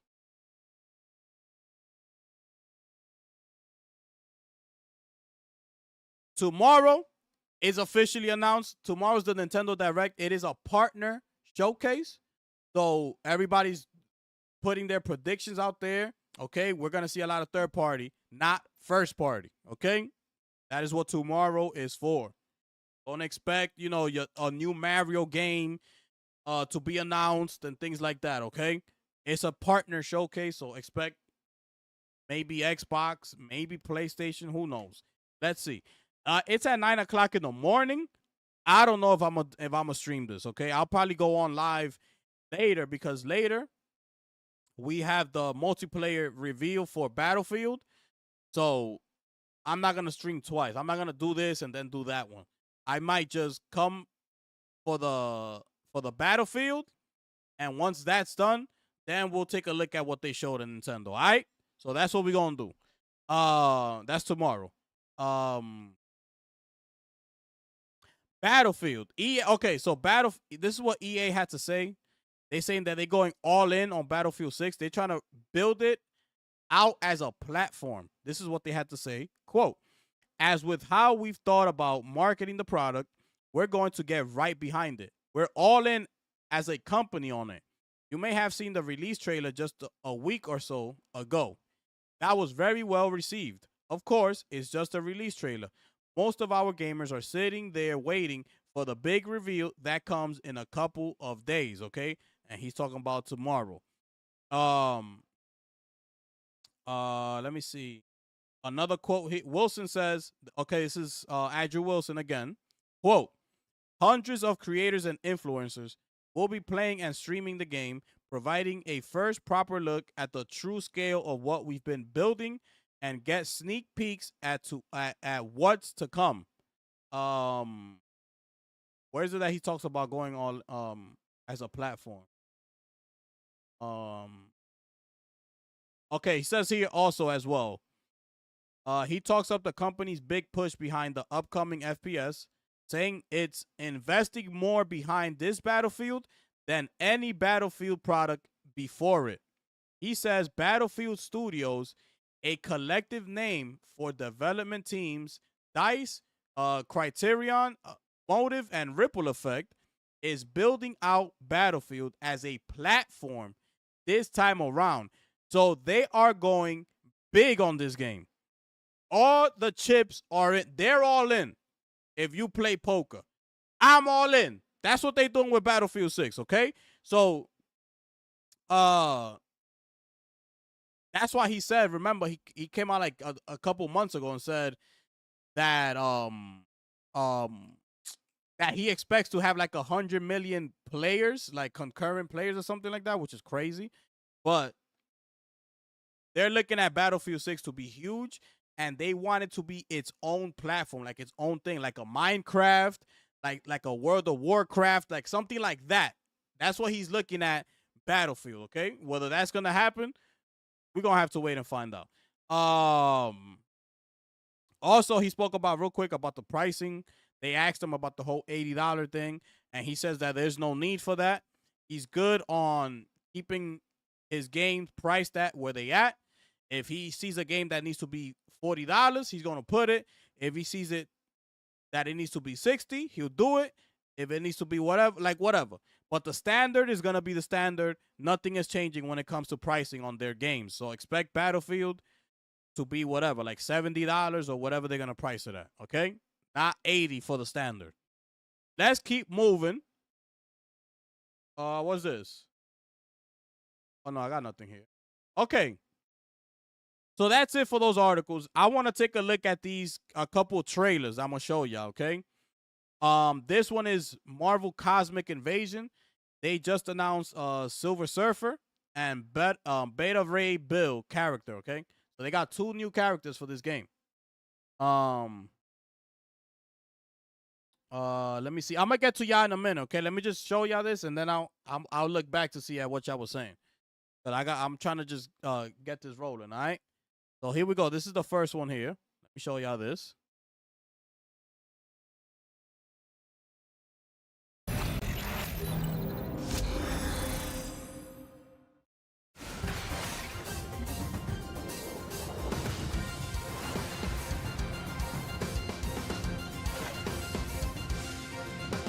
Let us fight with valor.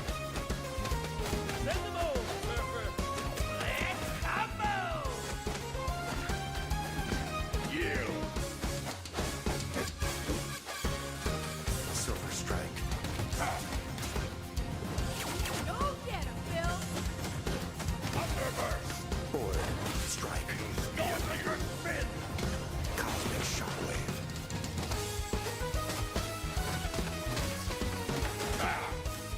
Yield. Accept defeat.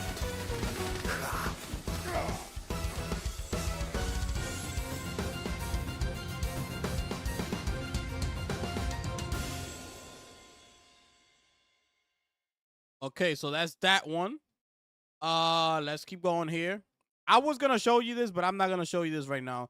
This is just a pre-alpha. This is pre-alpha footage for a new game that's coming out from Concrete Realm.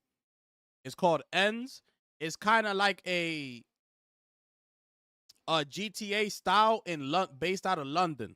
It's not GTA, okay? Because once people hear GTA, they go, ah. It's not GTA, okay? But it's like a GTA style of game, okay? I'm not going to show you the whole thing. I'm just going to show you some of it, okay? Because it's pretty lengthy. It's 18 minutes, and this is pre-alpha. Throughout the story with Raheem, and their bond plays a major role in shaping his path as the narrative unfolds. Okay? Next up is Sonny, the other protagonist in the ends. He'll be seen. So that's the protagonist right there. At the heart of everything we're building. You'll be seeing the world through his eyes and shaping his path as the narrative unfolds. That's the protagonist. The other protagonist in the ends. He'll be seen. That's the other protagonist. And their bond plays a major role in how things unfold in the story. But we've gone a few steps further. Look at how that looking. Custom grooms to experiment with character customization. This is pre-alpha, okay? These are powered by the Mutable plugin, and they run dynamically for a wardrobe UE5. You're gonna be able to change your clothes like that. They're going for a more realistic vibe, okay? That's what they're going for here. State and to have animations that react meaningfully to player input, and the Epic's game animation sample project, which already includes. They got a lot going on here. For example, hello. This system works regardless if you are in the UI or not, allowing you to play music whilst Look you are at that. exploring the map or completing missions. Got a music The system player. is created as a component, which can be attached to any character or actor. And you're a drug dealer, okay? The main feature expansions of the system will feature radio stations of various music genres and localized 3D audio support to attach the music player to characters and actors, such as cars driving on the streets and NPC citizens in the city. As you are exploring the map at end, you may stumble upon graffiti scattered around the city. Some of them, such as this one, can be collected via the camera app. We have received permission to use any artwork seen in End, including graffiti from 10-foot and Rescue London. As you approach the graffiti, a scan prompt will appear. Upon completing the scan, it will be added to a collectible journal, which will give the player an opportunity to learn more about the art and the artist behind the work. So a real music artists are gonna be able to put their logo, like their graffiti, like on the walls, and you go and snap a picture, and it'll load into your phone in the game, and it'll give you a link, and it'll take you to like that specific artist's profile. You could learn more about, let's say you like the song or whatever. So you could look at that specific artist's profile, the music they do, any music videos, whatever they got going on. It'll take you to their profile. So that's fire. And you're a drug dealer in this game, okay? This is showing you the combat. Look at all this thing that they testing out. we recently added a combo system. For now, pressing attack button triggers a predefined combo sequence based on the current combat state. There is also a counter button. When an enemy attacks, we slow down time slightly to give the player a visual cue. The enemy's stance before the attack also signals their intent, giving you a chance to respond. To enhance the feeling of impact, we're using different hit reaction animations and facial expressions so attacks feel like they really connect. Enemies can fight back too. Sometimes they'll counter or parry the player's attacks, which adds a nice layer of unpredictability to combat.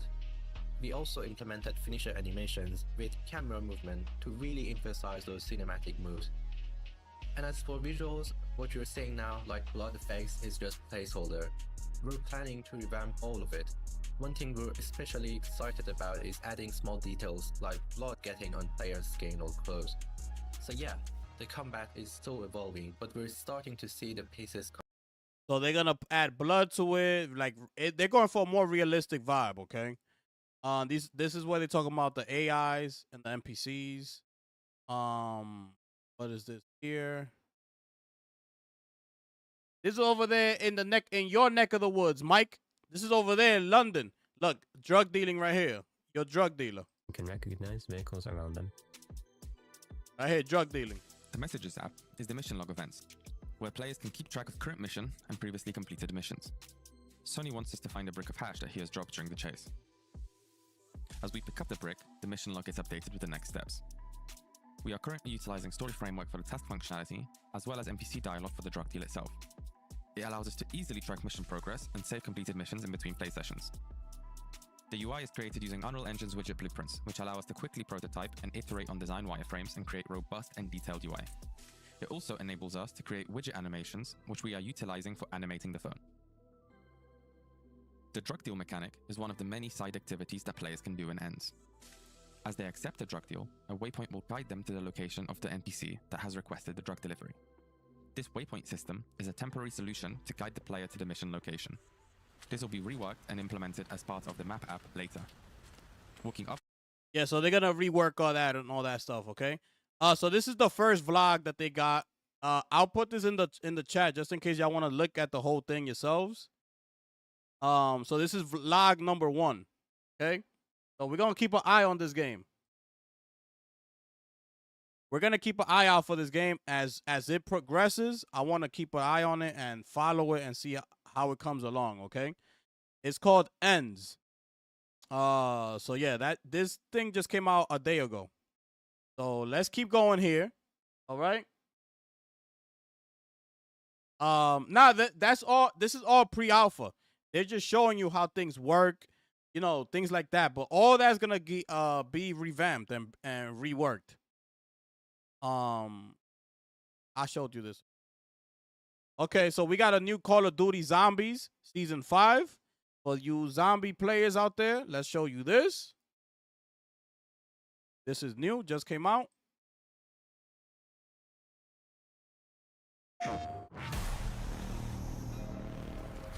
Murder is what started all of this. Nothing can erase all of your sins, Edward.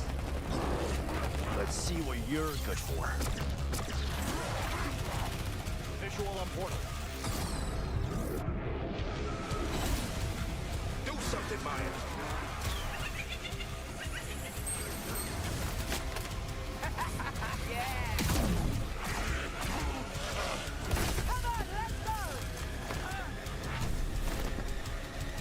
You like that?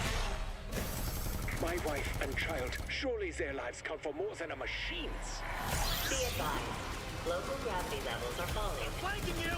Here comes uber trouble. There it is!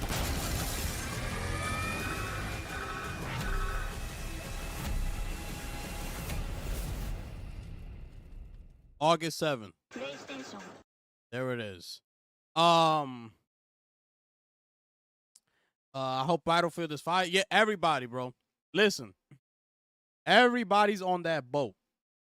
I feel like everybody wants Battlefield to win because they tired of Call of Duty.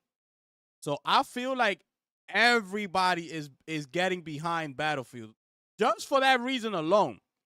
So listen, man. We all want Battlefield to be fire. So tomorrow's going to be a big day. It's the multiplayer reveal, and we're going to be there.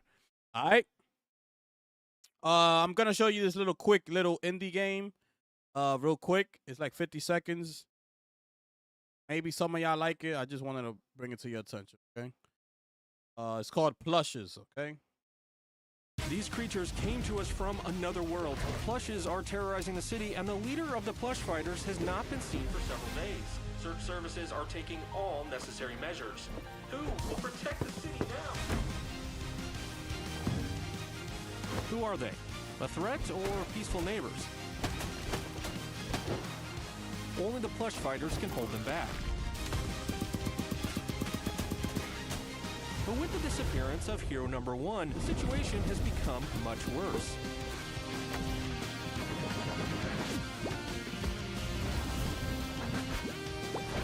Now, who will save our city from the imminent threat? All right, so that's Plushes. You can wishlist it now.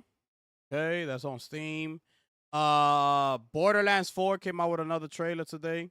I'm gonna show you this one as well.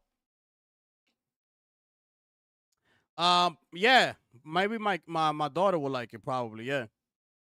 So, yeah, it's like a kid game and things like that, you know, little indie game or whatever. Yeah, Lunchi, I'm streaming it. It's tomorrow. Yeah, it's tomorrow, bro. It's tomorrow. At what time? I think it's at 2. Let me see. Hold on. I'm gonna tell you right now what time is it. Battlefield. Tomorrow. At 2:30 tomorrow.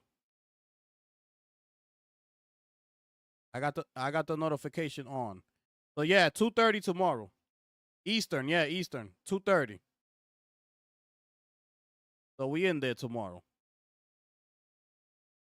And after that, the Nintendo's at 9 o'clock in the morning. So the Nintendo one is first, but I'm not gonna.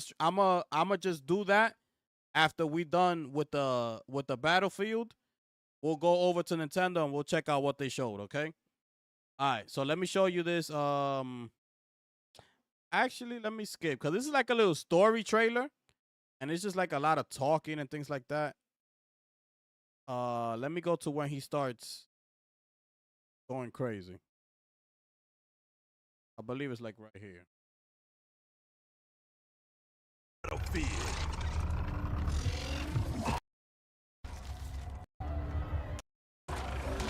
R&D is too expensive.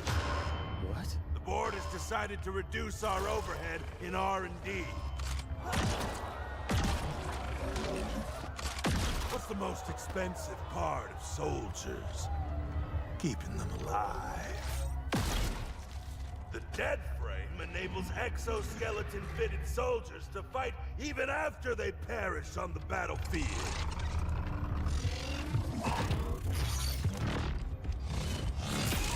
Tenth of the cost.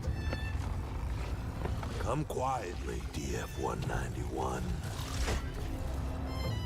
I told you, it's Rafa. I want him dead!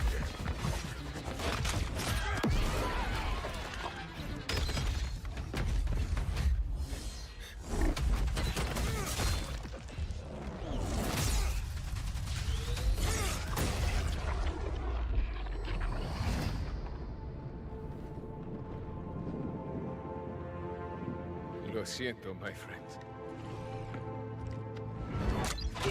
You think your life matters? This is Tedior. Everything we make is cheap, designed to be thrown away. Guns, soldiers, we are, all of us, savings.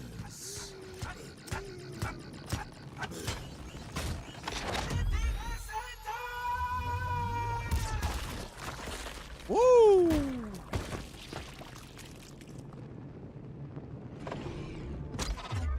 Rafa is no one's savings. Rafa is free. So you perished and rose again to haunt this world. No. Rafa no está muerto. Dead frame, it is a branding thing. Well, do you drink blood or... That's vampires. He's a zombie. It's not... What part aren't you getting? I am alive. See, I have been given a second chance. I may die at any moment. That is why I live carefree. You know, YOLO, as they say. Yolt, given your supernatural resurrection. You know what? Fine. Yolt. Ay, son idiotas.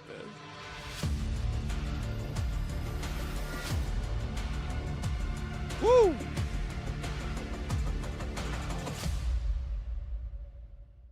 Bro. This game is looking fire, bro. I don't know.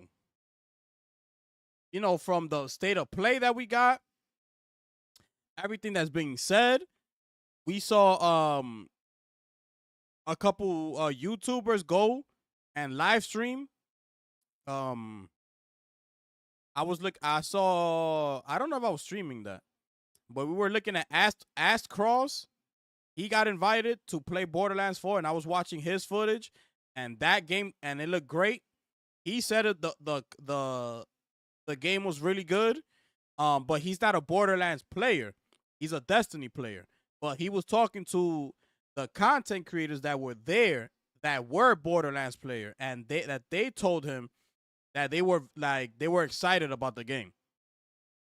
That the game, it feels like they going back to the good old days, and it sounds like it's a good game. So let's see, okay? I'ma see. I don't know if I'm gonna get it day one, because this is a game like is one of those that is better if you play it with friends and things like that. So let's see what happens. All right. Lastly, I'm gonna show you Hell Is Us. Okay. This is another on my most anticipated games. Okay.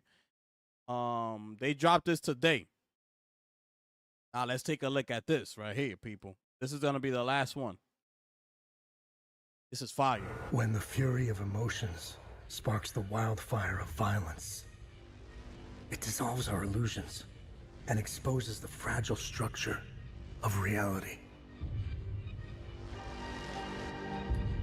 Hell Is Us is not your typical action-adventure game. There's no map, no quest markers, and no hand-holding. Just organic exploration asking you to trust your senses and a country torn apart by civil war and plagued with supernatural forces. You're free to explore and to investigate in your own way. But deep within this wounded land lie hidden places, structures that seem to resist time, sometimes buried, sometimes towering in plain sight, but always waiting for someone bold enough to enter and understand. We didn't design these dungeons as mere set pieces. We built them like old school video game challenges. Look at that, bro. Tight, crafted, deliberate. Every corner, every obstacle, every encounter is there for a reason. You'll face twisted architecture, enemies that push your mastery of the melee system, and layouts that force you to think, not just react. If you missed the days where exploring a dungeon was memorable, this is for you. Bro, look at that. Look at how that looks. That's not water. Those were like little pebbles. You see the floor? You see all this? You might think, oh, why the water look like that? That's not water. Those were all little pebbles, bro. Do you see how that looks crazy, bro? Look. I was like, yo, why that look like that? But that's not water.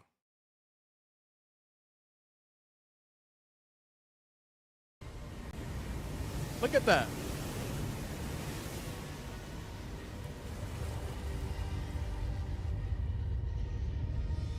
That looks crazy. Has its own identity, its own history. We wanted them to feel alive and wonderful to discover. The kind of places that leave an impression even after you have left. That look crazy. Each dungeon has its own tone to it.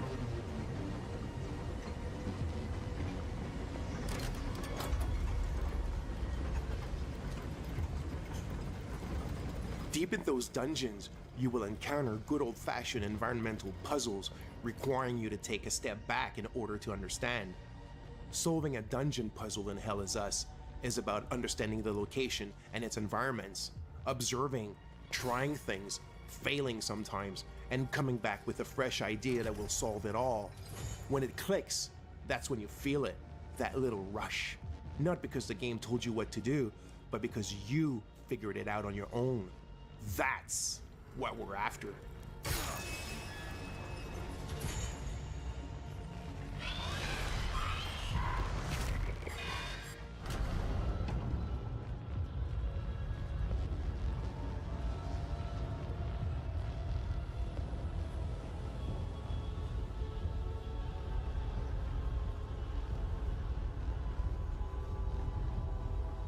While puzzles are a key part of the dungeons in Hell Is Us, there's more to them than just that. Some of the fights you will face might stick with you. Not because they're brutally hard, that's not the kind of game we're making, but because they hit differently. They happen at the right moment, in the right place, and they carry weight in your journey. I like that.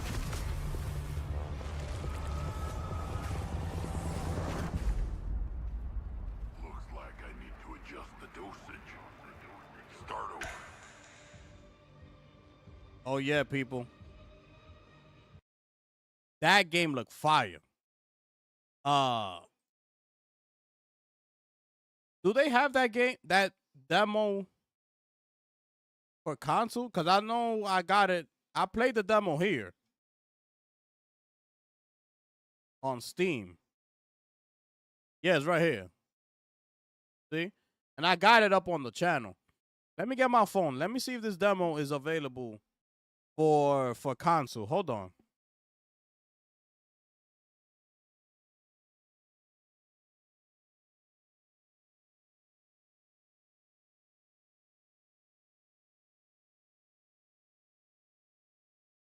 Let me see.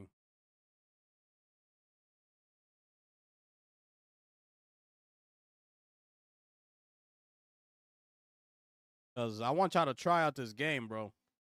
So y'all can let me know how y'all feel about it.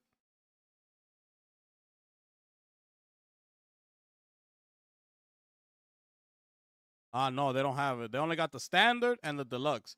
Well, the standard is $60. It's $59.99. The deluxe is $80.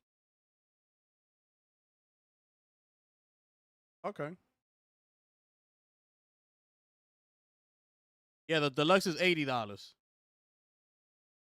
Yeah, they don't have it. Yeah, I know. The game doesn't hold your hand. They don't do none of that. It's just straight to it. You know, you gotta figure it out. Yeah, it's great, man. I can't wait. You want to see the Mafia trailer? We could see it. I'm at the point that I don't need to see any more Mafia trailers, bro. It's just like, bro.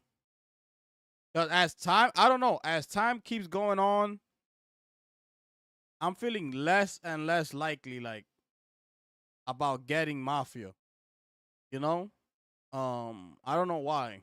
But here it is. Let me show you. Let me show it to y'all.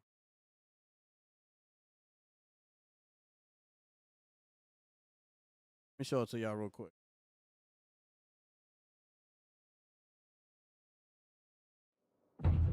Un tradimento a bruciapicchietta può venire solo da persone care. Un nemico non ti ferisce mai come un amico. Così tu? Sogno Enzo. Travaglio qua. Amici, famiglia, mia figlia bellissima, Isabella.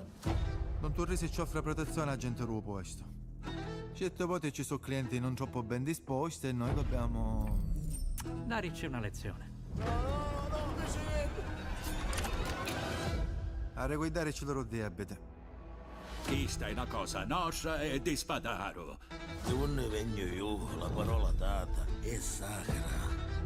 Se è chi che è giovane, non c'è nessun problema. Oh donna s'addonete, Enzo. Questa è un'opportunità.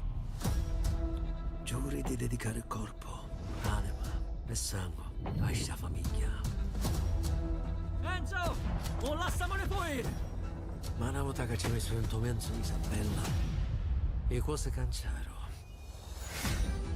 Che puttana! Murió per me pace, per l'onore so. Non te lascio fare pure a te.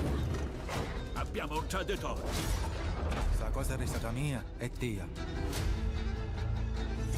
Questa famiglia, lealtà e tutto. Non sempre potremo decidere che duca facciamo.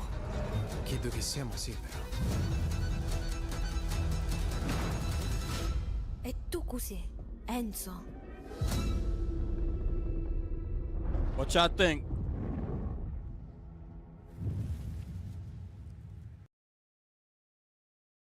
What y'all think?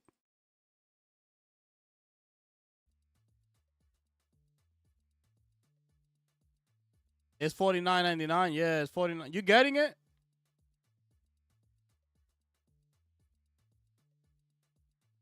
Yeah. I showed that yesterday, Lunchi.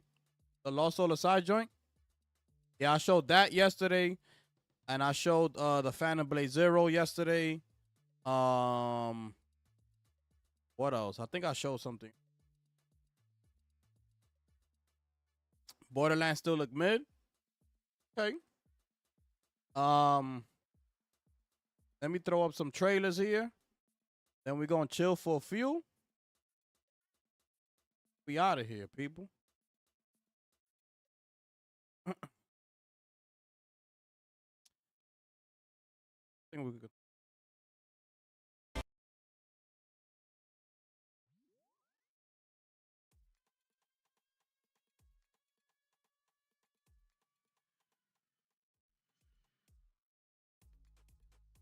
All right, people.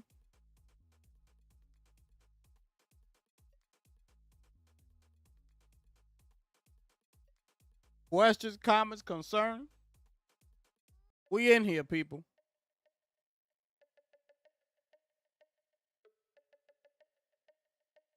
Oh, man. Oh, and Chronos. Yeah. That's the one. That's the third one.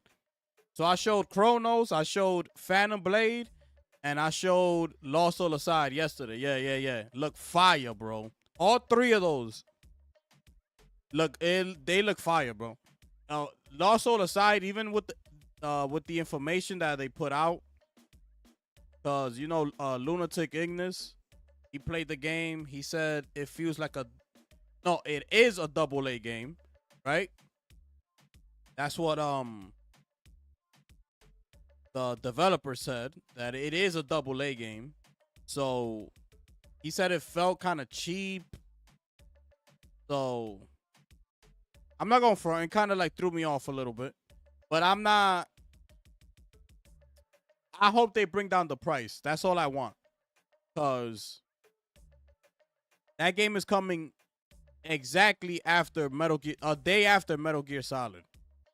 You know? Like, we're going to be playing Metal Gear, which is $70. And then to turn around and beat that game, go into that game another $70. And they saying it's a AA title, right?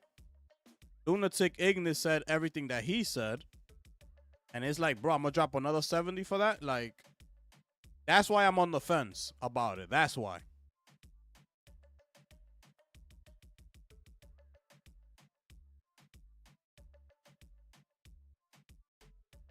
Gifty, you should have went on PlayStation first, bro. You was on Demon Time.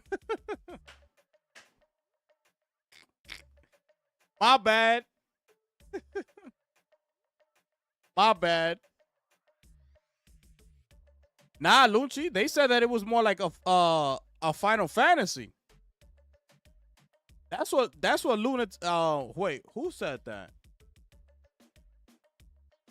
I think it was either Lunatic, or it was either him, Genki, or one of them. Let me see if I can find it. Let me see if it was Lunatic said it. I can show you.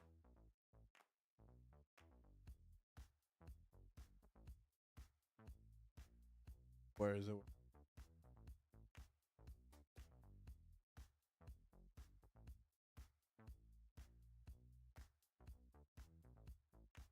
Hold on, let me see if I find it somewhere.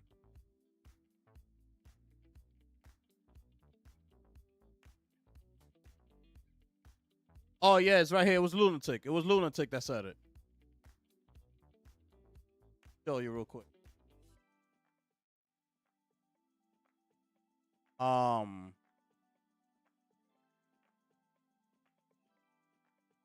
you go. So right here, right? This is what he had to say, Lunatic Ignis. It's a AA game, right? They only played about 2 hours of the demo.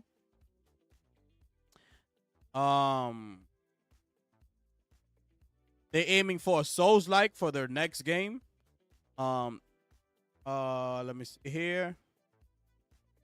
There's about 120 minutes of cutscenes in the entire game. The real problem, and this is where he begins. The real problem about this game is that it doesn't stand up for itself. At times, it feels very cheap with animations and combat. Most of us don't think the game will be a general success because of the AAA price, even though the Chinese gamers are intrigued in it. Remember, they charging you a AAA price, but the game director himself, Yang Bing, confirmed it to be a AA game. Okay?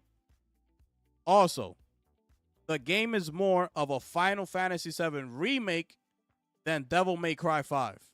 You even have a town similar to it with a bunch of shops and NPCs. So that's what he had to say about Lost Soul Aside. So, yeah.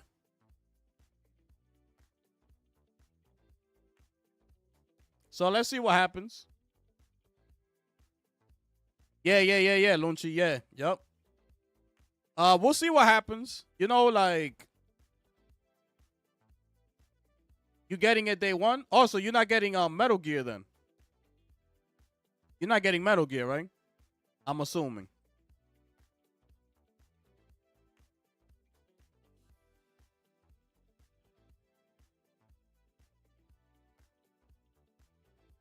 Let me see what y'all was saying. Ruben's gonna wait a year for Borderlands 4. Okay, that's understandable because that's how Borderlands is. You know, it's either you're a super fan of it or you're not. I feel like that's how that crowd is. Like, a lot of, like, if you're in between, chances are you're gonna go for the I'm not buying it. You know what I'm saying? Not sure about the story. Okay, I'll pass. That's not my flow. None of them enjoy. Okay. I mean, I might not buy it day one because I'm not gonna have anybody to play that game with. You know what I'm saying? So I'm not trying to be up in there like playing with a bunch of randoms and, like, you know, like I don't know. If I do it, it'll just be for the campaign and things like that, and that's it. But let's see what happens. I like what I see, though, from that game. I might have to try this, though. Oh, yeah, The Hell Is Us? Yeah, man. That's why I wanted y'all to try the demo. They should put out... Oh, yeah, remember. Remember, they put out a statement as to why they didn't have a demo for the console. I remember now. Yeah, they did put out a statement. So I believe before the game releases, they're gonna update it and they're gonna release the demo for consoles. I believe that's what they're working on because I do remember them putting out a statement. I remember now. Yeah, Ruben, is at 2:30 tomorrow, bro. Lock in. I personally always like Battlefield more than COD, but that changed at the launch of Battlefield 5, 2042. Yep. Yeah, look at the time it took. Absolutely. Yeah, tomorrow. Yeah, I'm streaming it, Lunchi. Streaming it. Battlefield looks fire. They got the hype. Yeah, man. Everybody is behind that game right now. Everybody. No, everybody wants that game to do good.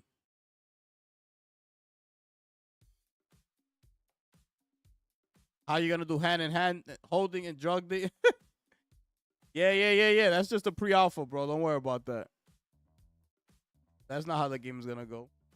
A London-based GTA, like where you play as a cop, is literally gaming gold. Why not just use Google? That's years away. That's pre-alpha footage, bro. That's not coming out right now. But I wanna be able to see how that game comes along. That's why I showed it to y'all. That was the first video they put out. So by the time the second one comes out, it should be, updated. Then we'll see where they land at. Chronos look fire, bro. Chronos is a day one, bro. That game looks absolutely incredible.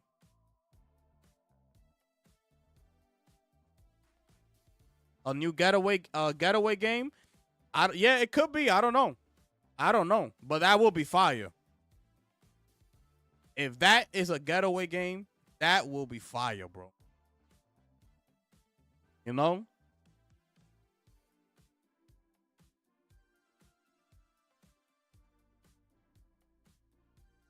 Oh, you getting that too, Lunchi? You getting both? Okay. That's what's up. Was Borderlands 3 good? I don't know. I didn't play Borderlands 3. I played Tiny Tina's. I had a good time with that game. But I'm not a hardcore Borderlands guy. You know what I'm saying? You would have to ask one of them that question. But I had a good time with Tiny Tina. Y'all see how they praising Wu Chang Water to talk bad about Lost Soul just because of PlayStation? Yeah. And I tried out Wu Chang. I tried it out it's on Game Pass. The game is not bad. I'm not mad at it at all. I didn't get too far. It's just that I'm not into the Souls thing right now, bro. Like, I was like, bro, I'm not trying to go through this right now. When I was playing, fighting one of the bosses. I was like, you know what, bro? I ain't trying to go through this right now. I'm good. I put the controller down. I said, I'm good. The graphics, yeah. The graphics is like, it's kind of weird. It's like in some areas, it looks good. And some areas look not so good. It's kind yeah, I kind of got like a weird vibe at the I didn't come out of it like, yo, them graphics is fire. Like, bro, like, nah, I didn't come out like that. I came out like, oh, that looks good. Then some areas I was like, like, you know, like regular graphics. You know, there's nothing crazy about it. Nothing like spectacular. Like, nah.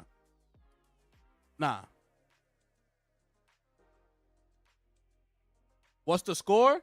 Let me check. Let me check the score for Wu Chang. Wow.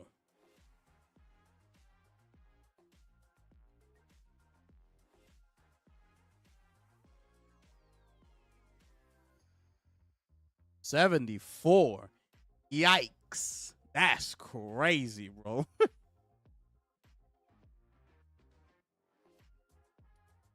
Yo, that's crazy, bro.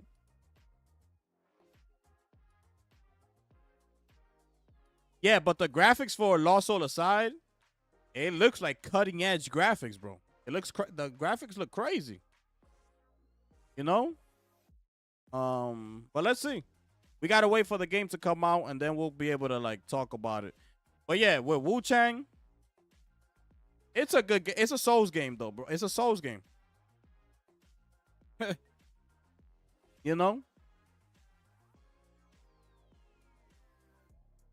When I saw that Battlefield trailer, I'm getting that, and I haven't played no Battlefield game. Yeah, I only played a little bit of certain Battlefield games, but I was never heavy on Battlefield. Like, I didn't play it like that. Like, nah. I was more of a Call of Duty guy. So, but yeah. I hope they deliver, man. Because everybody's getting behind them, man. The new Chronos gameplay look fire, bro. I can't wait, bro. I wish that game was coming out August 2nd. You know, a couple days out. I would have been so excited right now. I can't wait for that game.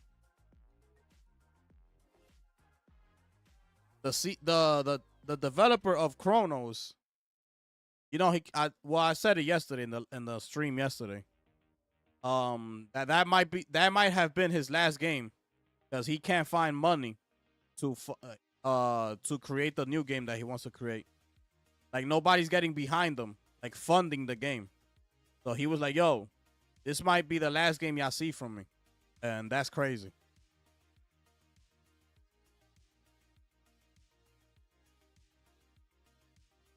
Yeah, the graphics is weak. Yeah, it's not no groundbreaking, graphics and things like that. Like, nah. After Elden Ring, I need a break from Souls. What do you think about the Violet game? I'm on the fence with it. It's here, that Violet game. Right here, it's right here.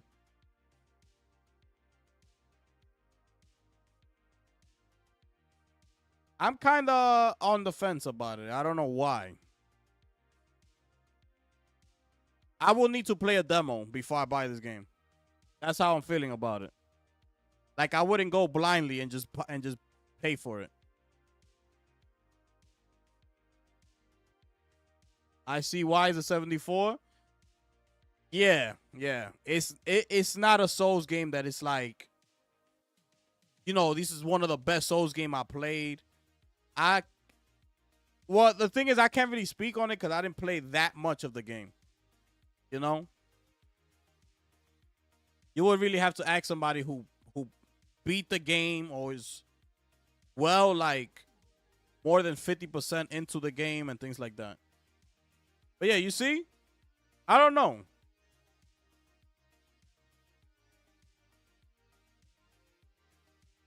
It looks like it could be good, but then it's like, it looks, I don't know. Like it still needs work. For some reason. Like a lot of work.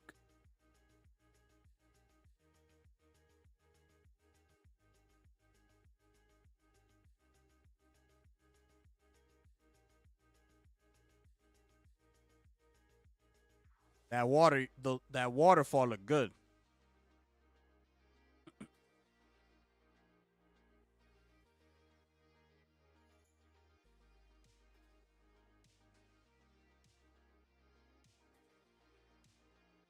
Ooh, you saw that? That was crazy right there.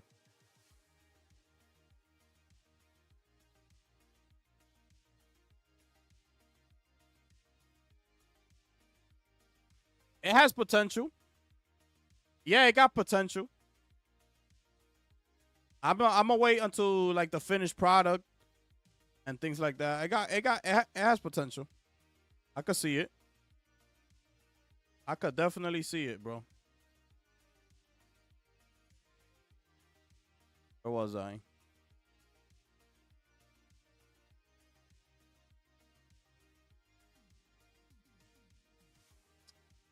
But yeah.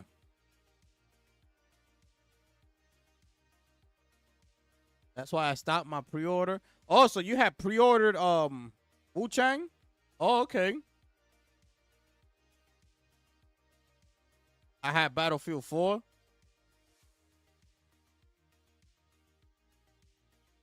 Yup, the industry expensive. Yeah, they're making Silent Hill 1, the remake. Yup. Yeah. It looks good. It looks good. I just want to wait and see more, but yeah, it looks good. You gonna wait for PS Plus?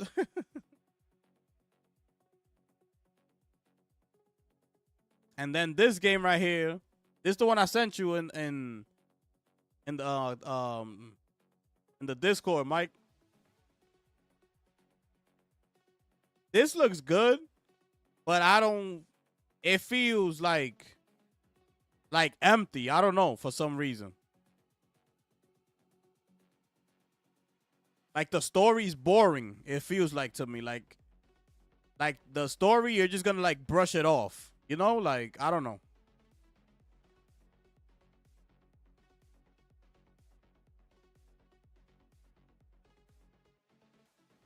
Oh, it's $29.99? Oh, that's crazy. Oh, so definitely, nah. I'm gonna wait until it goes on a sale. I'll wait till it's $10. If I'm gonna play this game, I'll probably wait till it's $5. Because if it's coming out $29.99, Deep Silver, I'm waiting.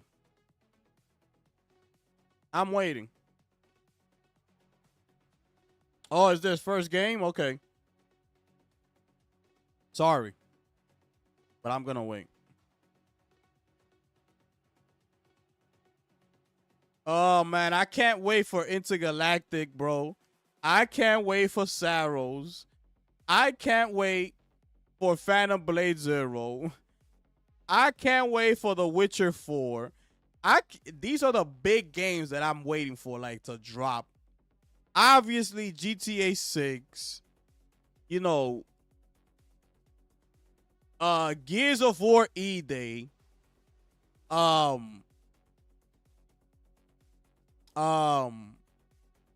Wolverine. What else? I know I'm missing so many games. Hell is Us. Chronos. We just Chronos. I can't wait for that to come out. Crimson Desert. I can't wait to come out. Like the big boys. Like I want these games to come already, bro.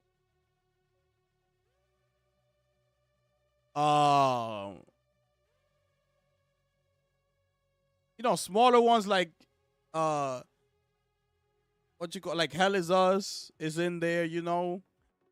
But those 10 that I just mentioned, bro, the big boys, I can't wait, bro. The Last Ronin is another one that I can't wait for, which is right here. They gotta drop this game, bro. I hope this is a game that, you know, it's what we're thinking of it that it's gonna be. I hope it's that. They gotta deliver with this game.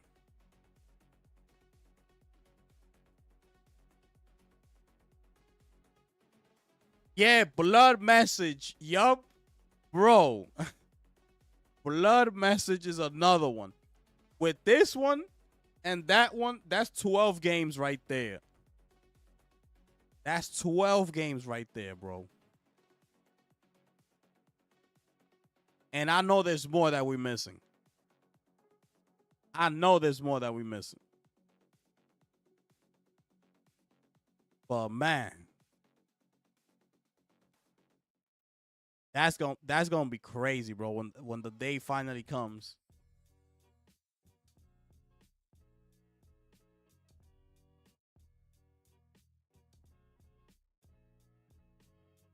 Yeah, time is flying, bro. We're about to be in August in a couple days.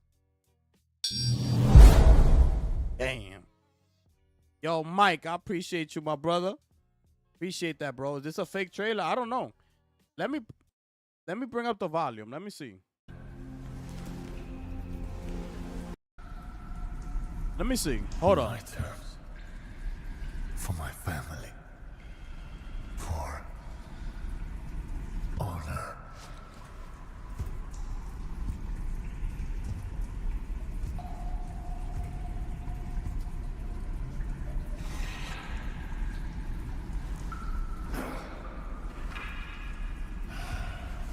I think this is real.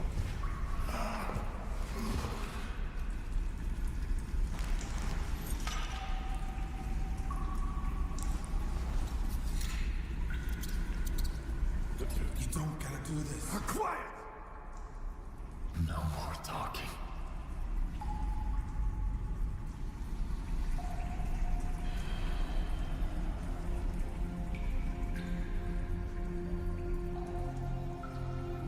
We were always so different. So much alike.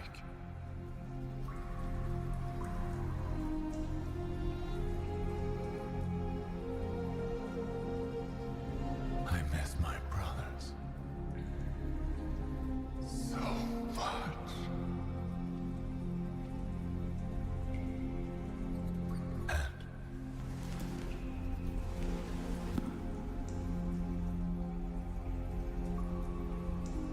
I miss my father.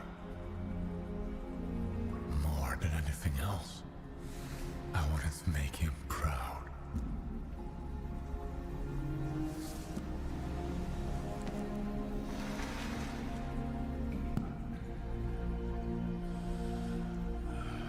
But they're all gone now.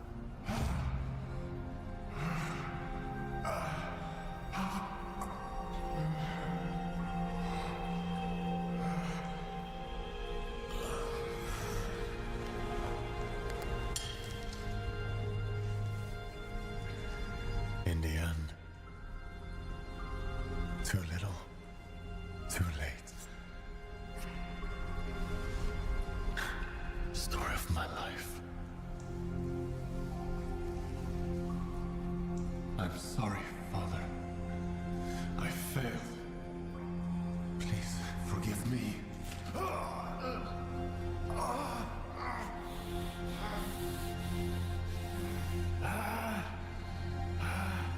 Focus.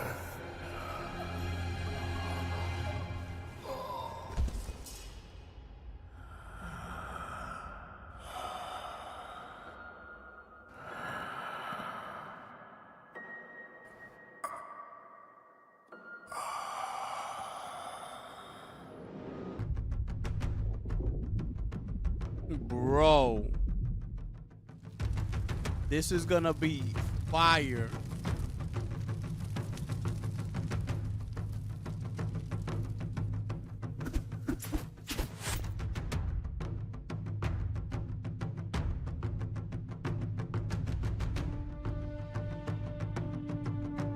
Oh yeah, that was real.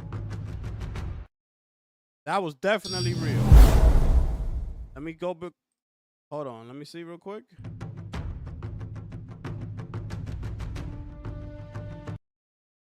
That was definitely real. Nickelodeon, Black Forest, THQ, supported by the Federal Ministry for Economic Affairs, Climate Action. Okay, Viacom. Oh yeah, this is definitely, that was footage captured on PC. Not all images appear in game. Logos, characters are trademarks of Viacom. That was real, bro. Bro, that is gonna be fire.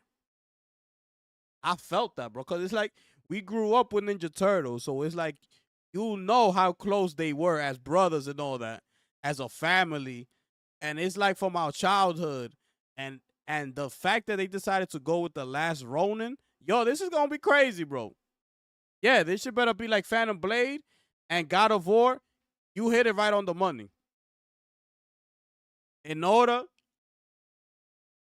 for this game to take it to the next level and blow everybody away, it gotta have that fast combat, like Final Blade Zero. It gotta have it like ching ching ching, boom, like with the Foot Clan fighting everybody off. It gotta be some crazy joint. And mixed with a little bit God of War. Oh, they do something like that, bro. Oh, my goodness. Yo, Mike, I appreciate that firebomb, my brother. If this is real game of the year, yeah. I feel the emotional in this absolute. Yo, yeah, that's exactly what I just said, bro. See? So you felt the same way. That was an emotional trailer right there, bro. That was an emotional trailer right there, bro. I felt that, bro. So listen. We in there. You understand what I'm saying? Day one, we in there. Let me see. We don't got no information on this game, right?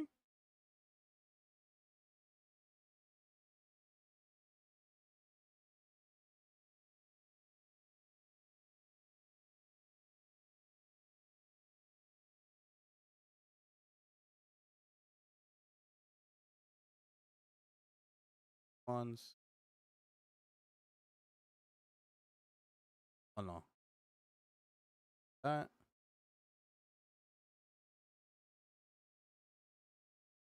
This come.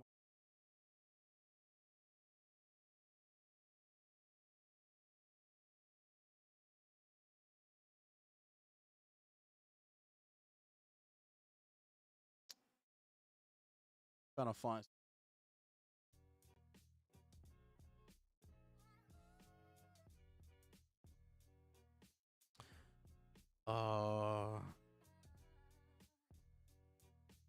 I've here for.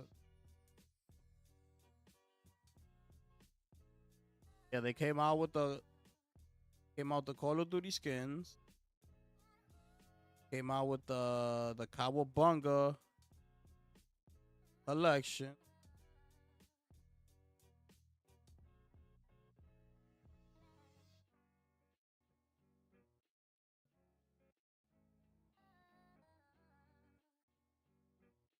PS Plus. Okay, I remember that. For me. Back in August 2023, a video game adaptation of The Last Ronin was announced by publisher THQ. For those unaware, The Last Ronin is a 5-issue comic miniseries.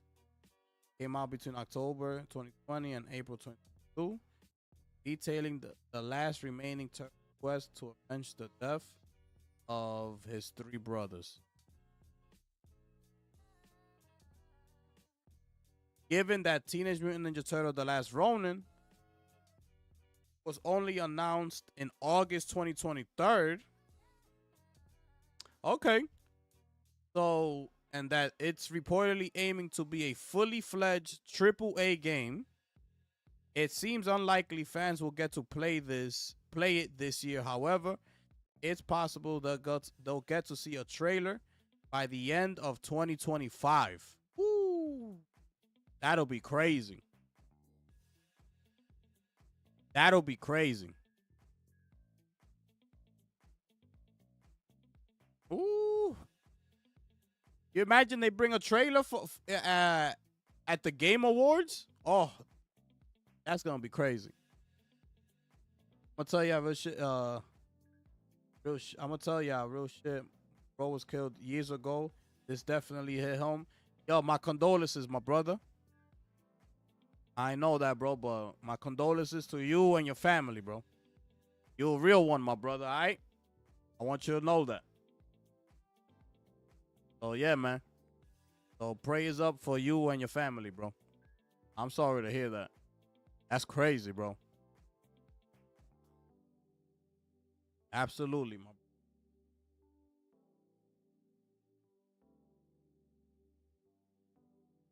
Yes, sir. Yes, sir.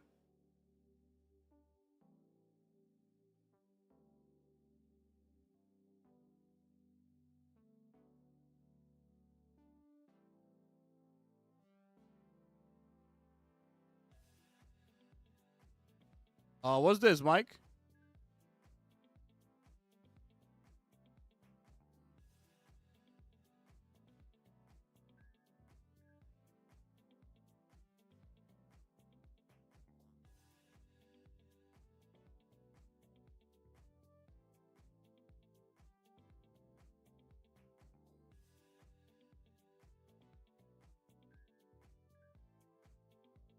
Oh, this is like a continuation.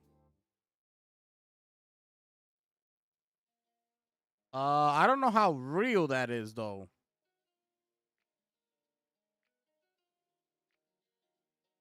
Yeah, I don't know how real that is, but let's see. But it was the real trailer then.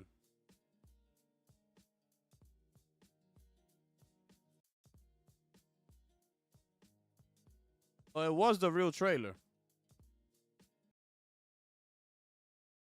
This is where we ended up right here.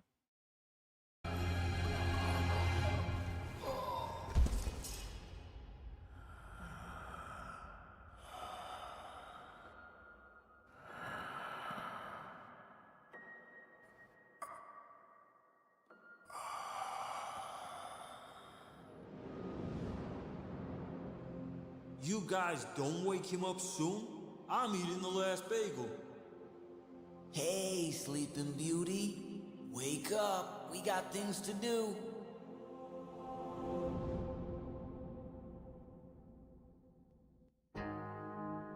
That's crazy.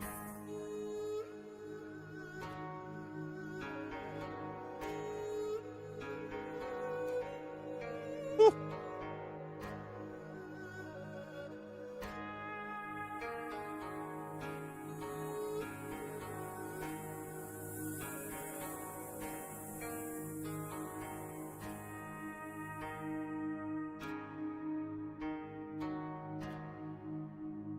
Damn, they even got the design from the original Teenage Mutant from the movies, from the original movies. That's the design of them. That's how they used to look.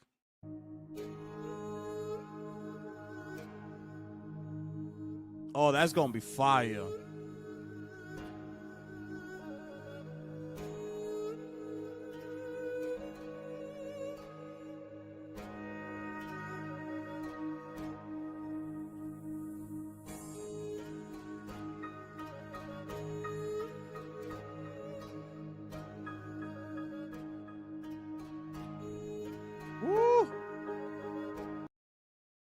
we gotta drop a bomb for that, man.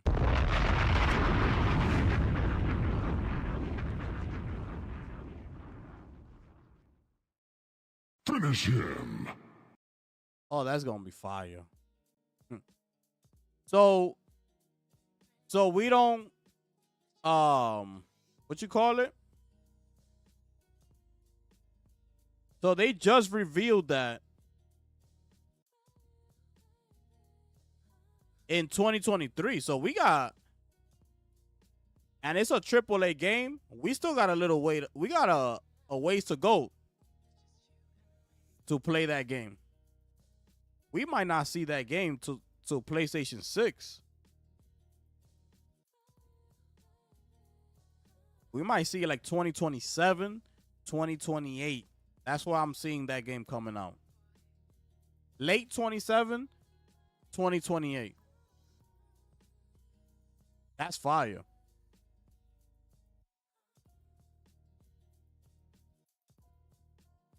I saw it earlier. Something Breakers. Oh, God Breakers. Yeah, I appreciate you, Mike. Yeah. Nah, we ain't getting that. That was the skinny trailers. That was Turtles. That was like a flashback or something. Nah, we get. You see how he looked? That's that's what we're gonna be playing with.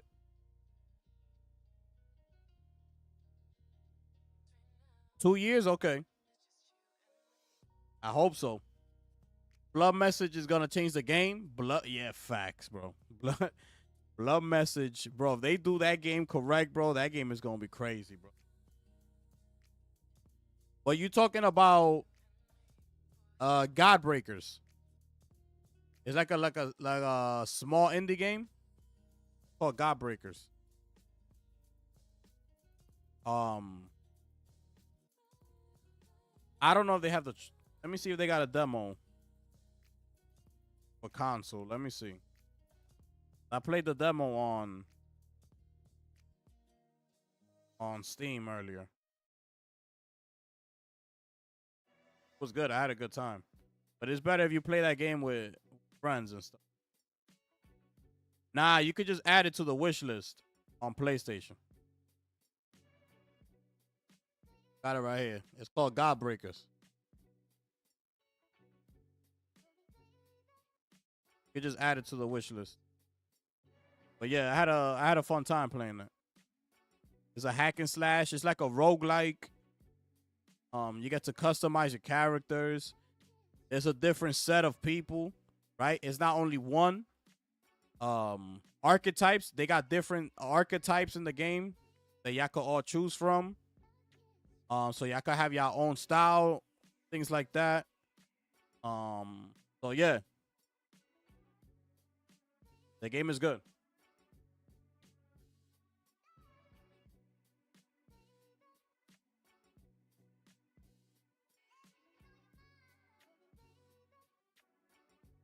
This game got delayed. That was supposed to be coming out in October. I think that's this game.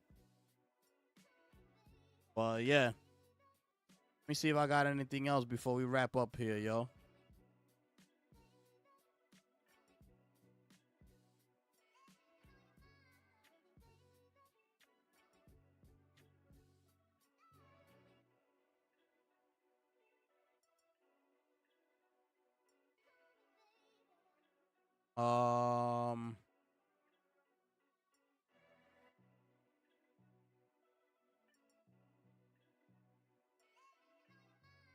Damn, The Last Dragon came out in 1985.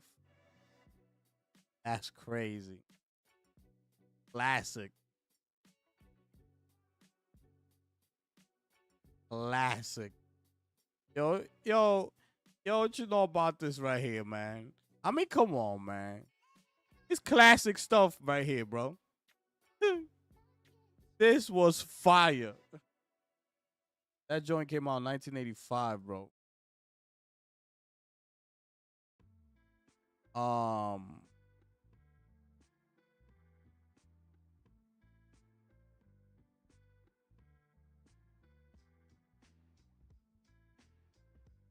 Yo, they coming out with the Griffies again. But that's next summer. Where I saw that joint at? Where the hell I saw that joint at? Coming out with the Griffies.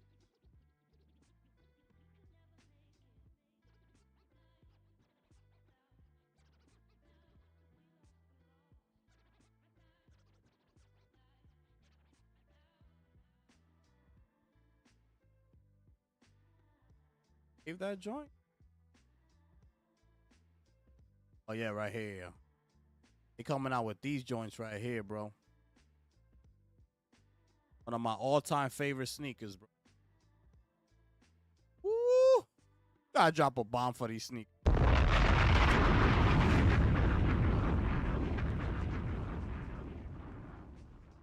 Nah, Lunchi, I was actually gonna buy it.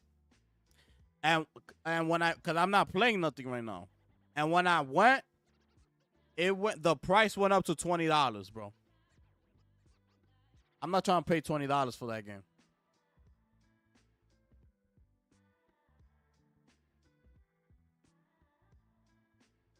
Banishers? Oh, it's fire? Yeah.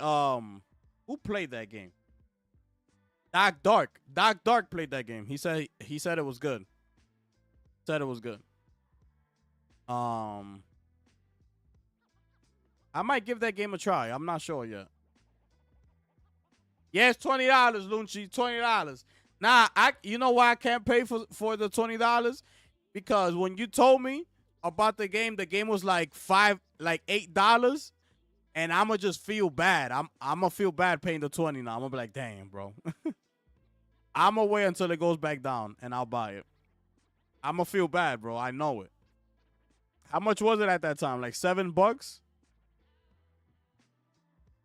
These are one of my all-time favorite sneakers right here.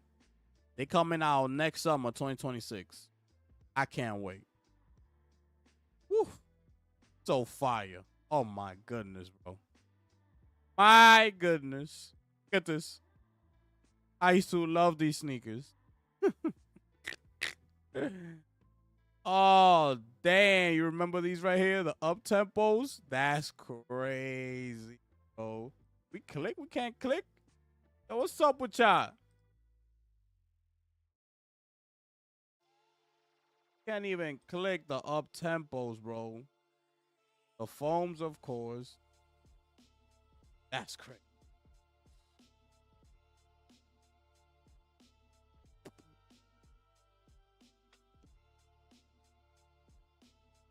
Yeah. The Banishers is on Plus. Yeah, I know, bro. I know. I'm gonna see what I do. Because I'm in the middle. I'm actually playing Cyberpunk right now. On PC. So. Oh, yeah, I forgot about this game, too. But, yeah, I'm gonna see what I do. It's just, there's a lot going on, so I'm just, like, all over the place. So when I settle in, I don't know, I've just been playing Cyberpunk for some reason. If I get bored at some point or whatever the case, I'll stop playing it. It's not a game that I'm trying to like complete and go like, nah, that's just what I'm playing at the moment. But I'll see what happens. This game is a day one cop digital deluxe thing. And the rest of the games that I mentioned. All day one digital deluxe. We in there. Day one. Yeah, Ill looks fire. Look fire. That backlog is crazy. Bro.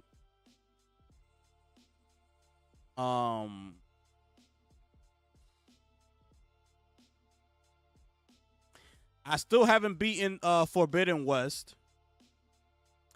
I still haven't checked out Burning Shores for Forbidden West, which is something that I might do tomorrow. Cause I want to see the big jump. Cause you know Forbidden West was for PS5 only. I mean, Burning Shores was for PS5 only, and Forbidden West was the cross-gen. So I want to see that leap. I want to see what the difference is. So I might go back to playing Forbidden West. Let's see. But yeah, I'm about to get up out of here, y'all. The summer sale. Yeah. I believe the summer sale comes next month in August. I remember August, they always have like the big summer sale. So I'll check it out there.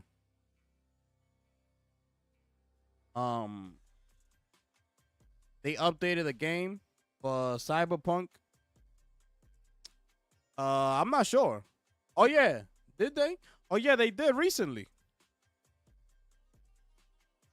Recently they updated it. But I'm not sure. I don't know what they updated in the game. Cause I didn't really look into it like that. But I do remember them updating the game. It's crazy how I haven't gone back to Mind's Eye. It blows my mind. That game just came and went the same day. Like, it's crazy to me. And I haven't gone back to it. Oh, this comes out October 9? I got this on my wish list. Painkiller.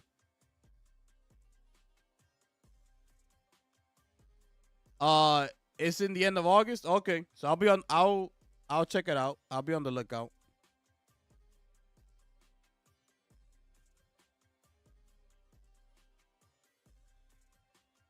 You won't get it in November? Yeah. It's just crazy to me, bro, how like that game just came and went. Bro, that game is sitting right now. Before we wrap up. Let me check the Metacritic.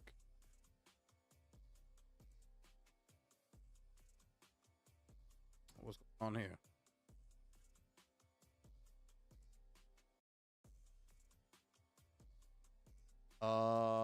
Mine's bro.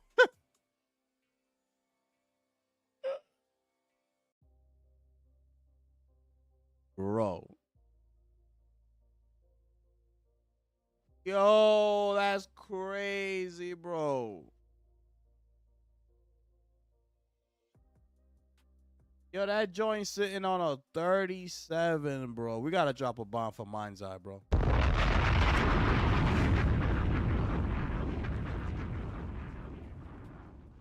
Finish him. That joint sitting on a 37 with a user score of a 2.4. We gotta drop another bomb for Mind's Eye, man.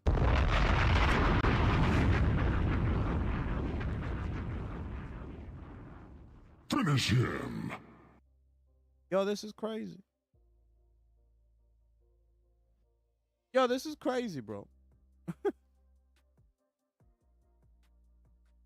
Wow. The Hitman mission got delayed, yeah. Everything got delayed. After that, they said that they could, what they said? Those updates that they had in mind, that roadmap that they had, it was like, everything is being delayed and things like that. I was like, bro, I want my money back. If I'm honestly speaking, I want my money back. Like, that's not right. Like, these people should dead ass give everybody their money back.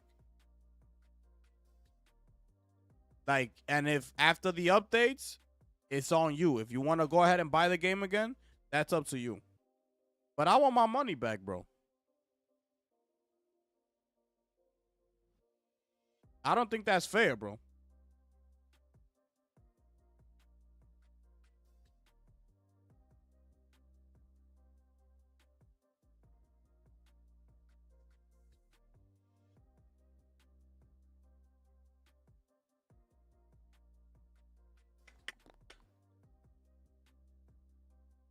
Bro. Bro. You know what? I'm kind of tempted to go back to this game after seeing this.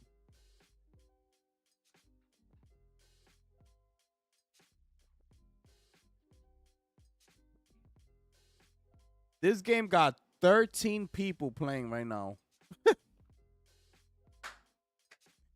Yo, we gotta drop a bomb for Mind's Eye, man.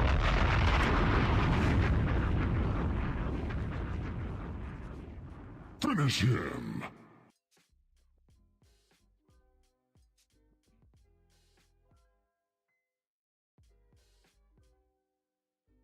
The 24-hour peak was 25 players.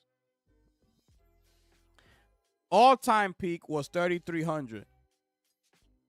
That's sad, bro. And you know what the thing about this is? Looking at this, that Concord, I believe, had around the same numbers, if I'm not mistaken. I might play this a little bit tomorrow. Yeah, Mike. I'm actually, now knowing that they only have 13 people, I actually want to be one of those people. I want to bump that up to 14. I want to see what the game is about. Let me see.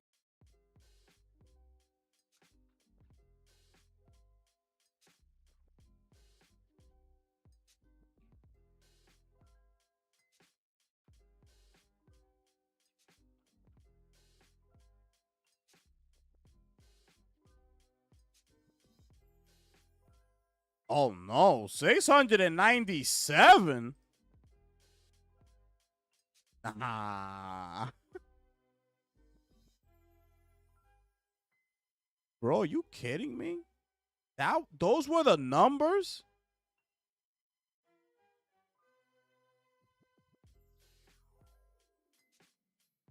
All time? Nah, that's crazy. No wonder.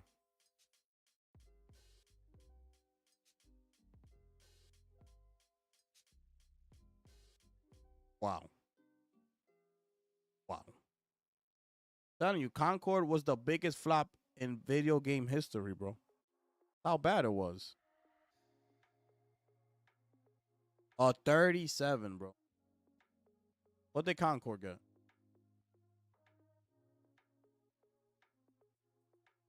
Concord got a 62.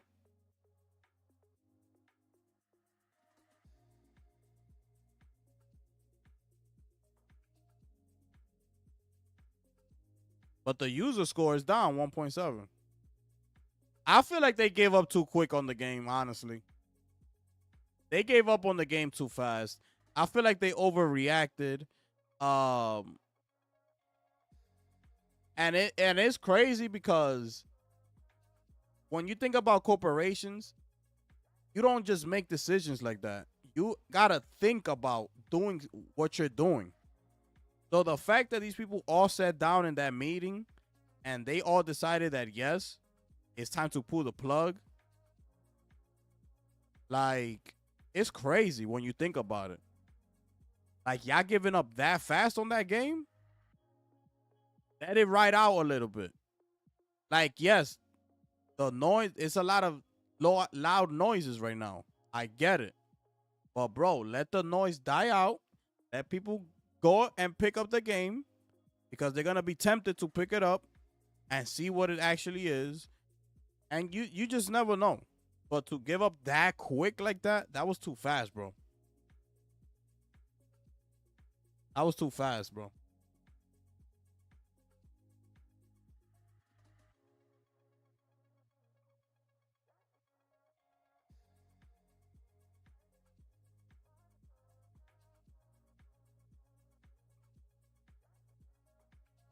$851 on Steam.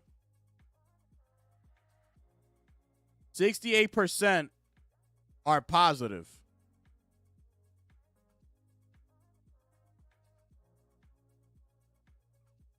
I just feel like they gave up on the game too fast. They gave up on it too fast.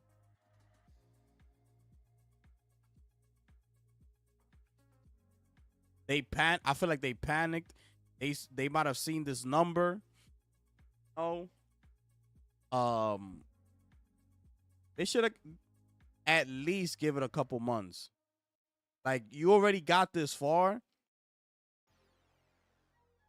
To sustain the game for another 6 months or whatever it is, it's not gonna hurt you more than the money you already spent on this game, right?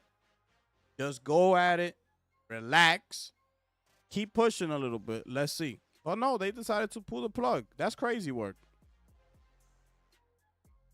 Anyways, man, I'm out of here, man.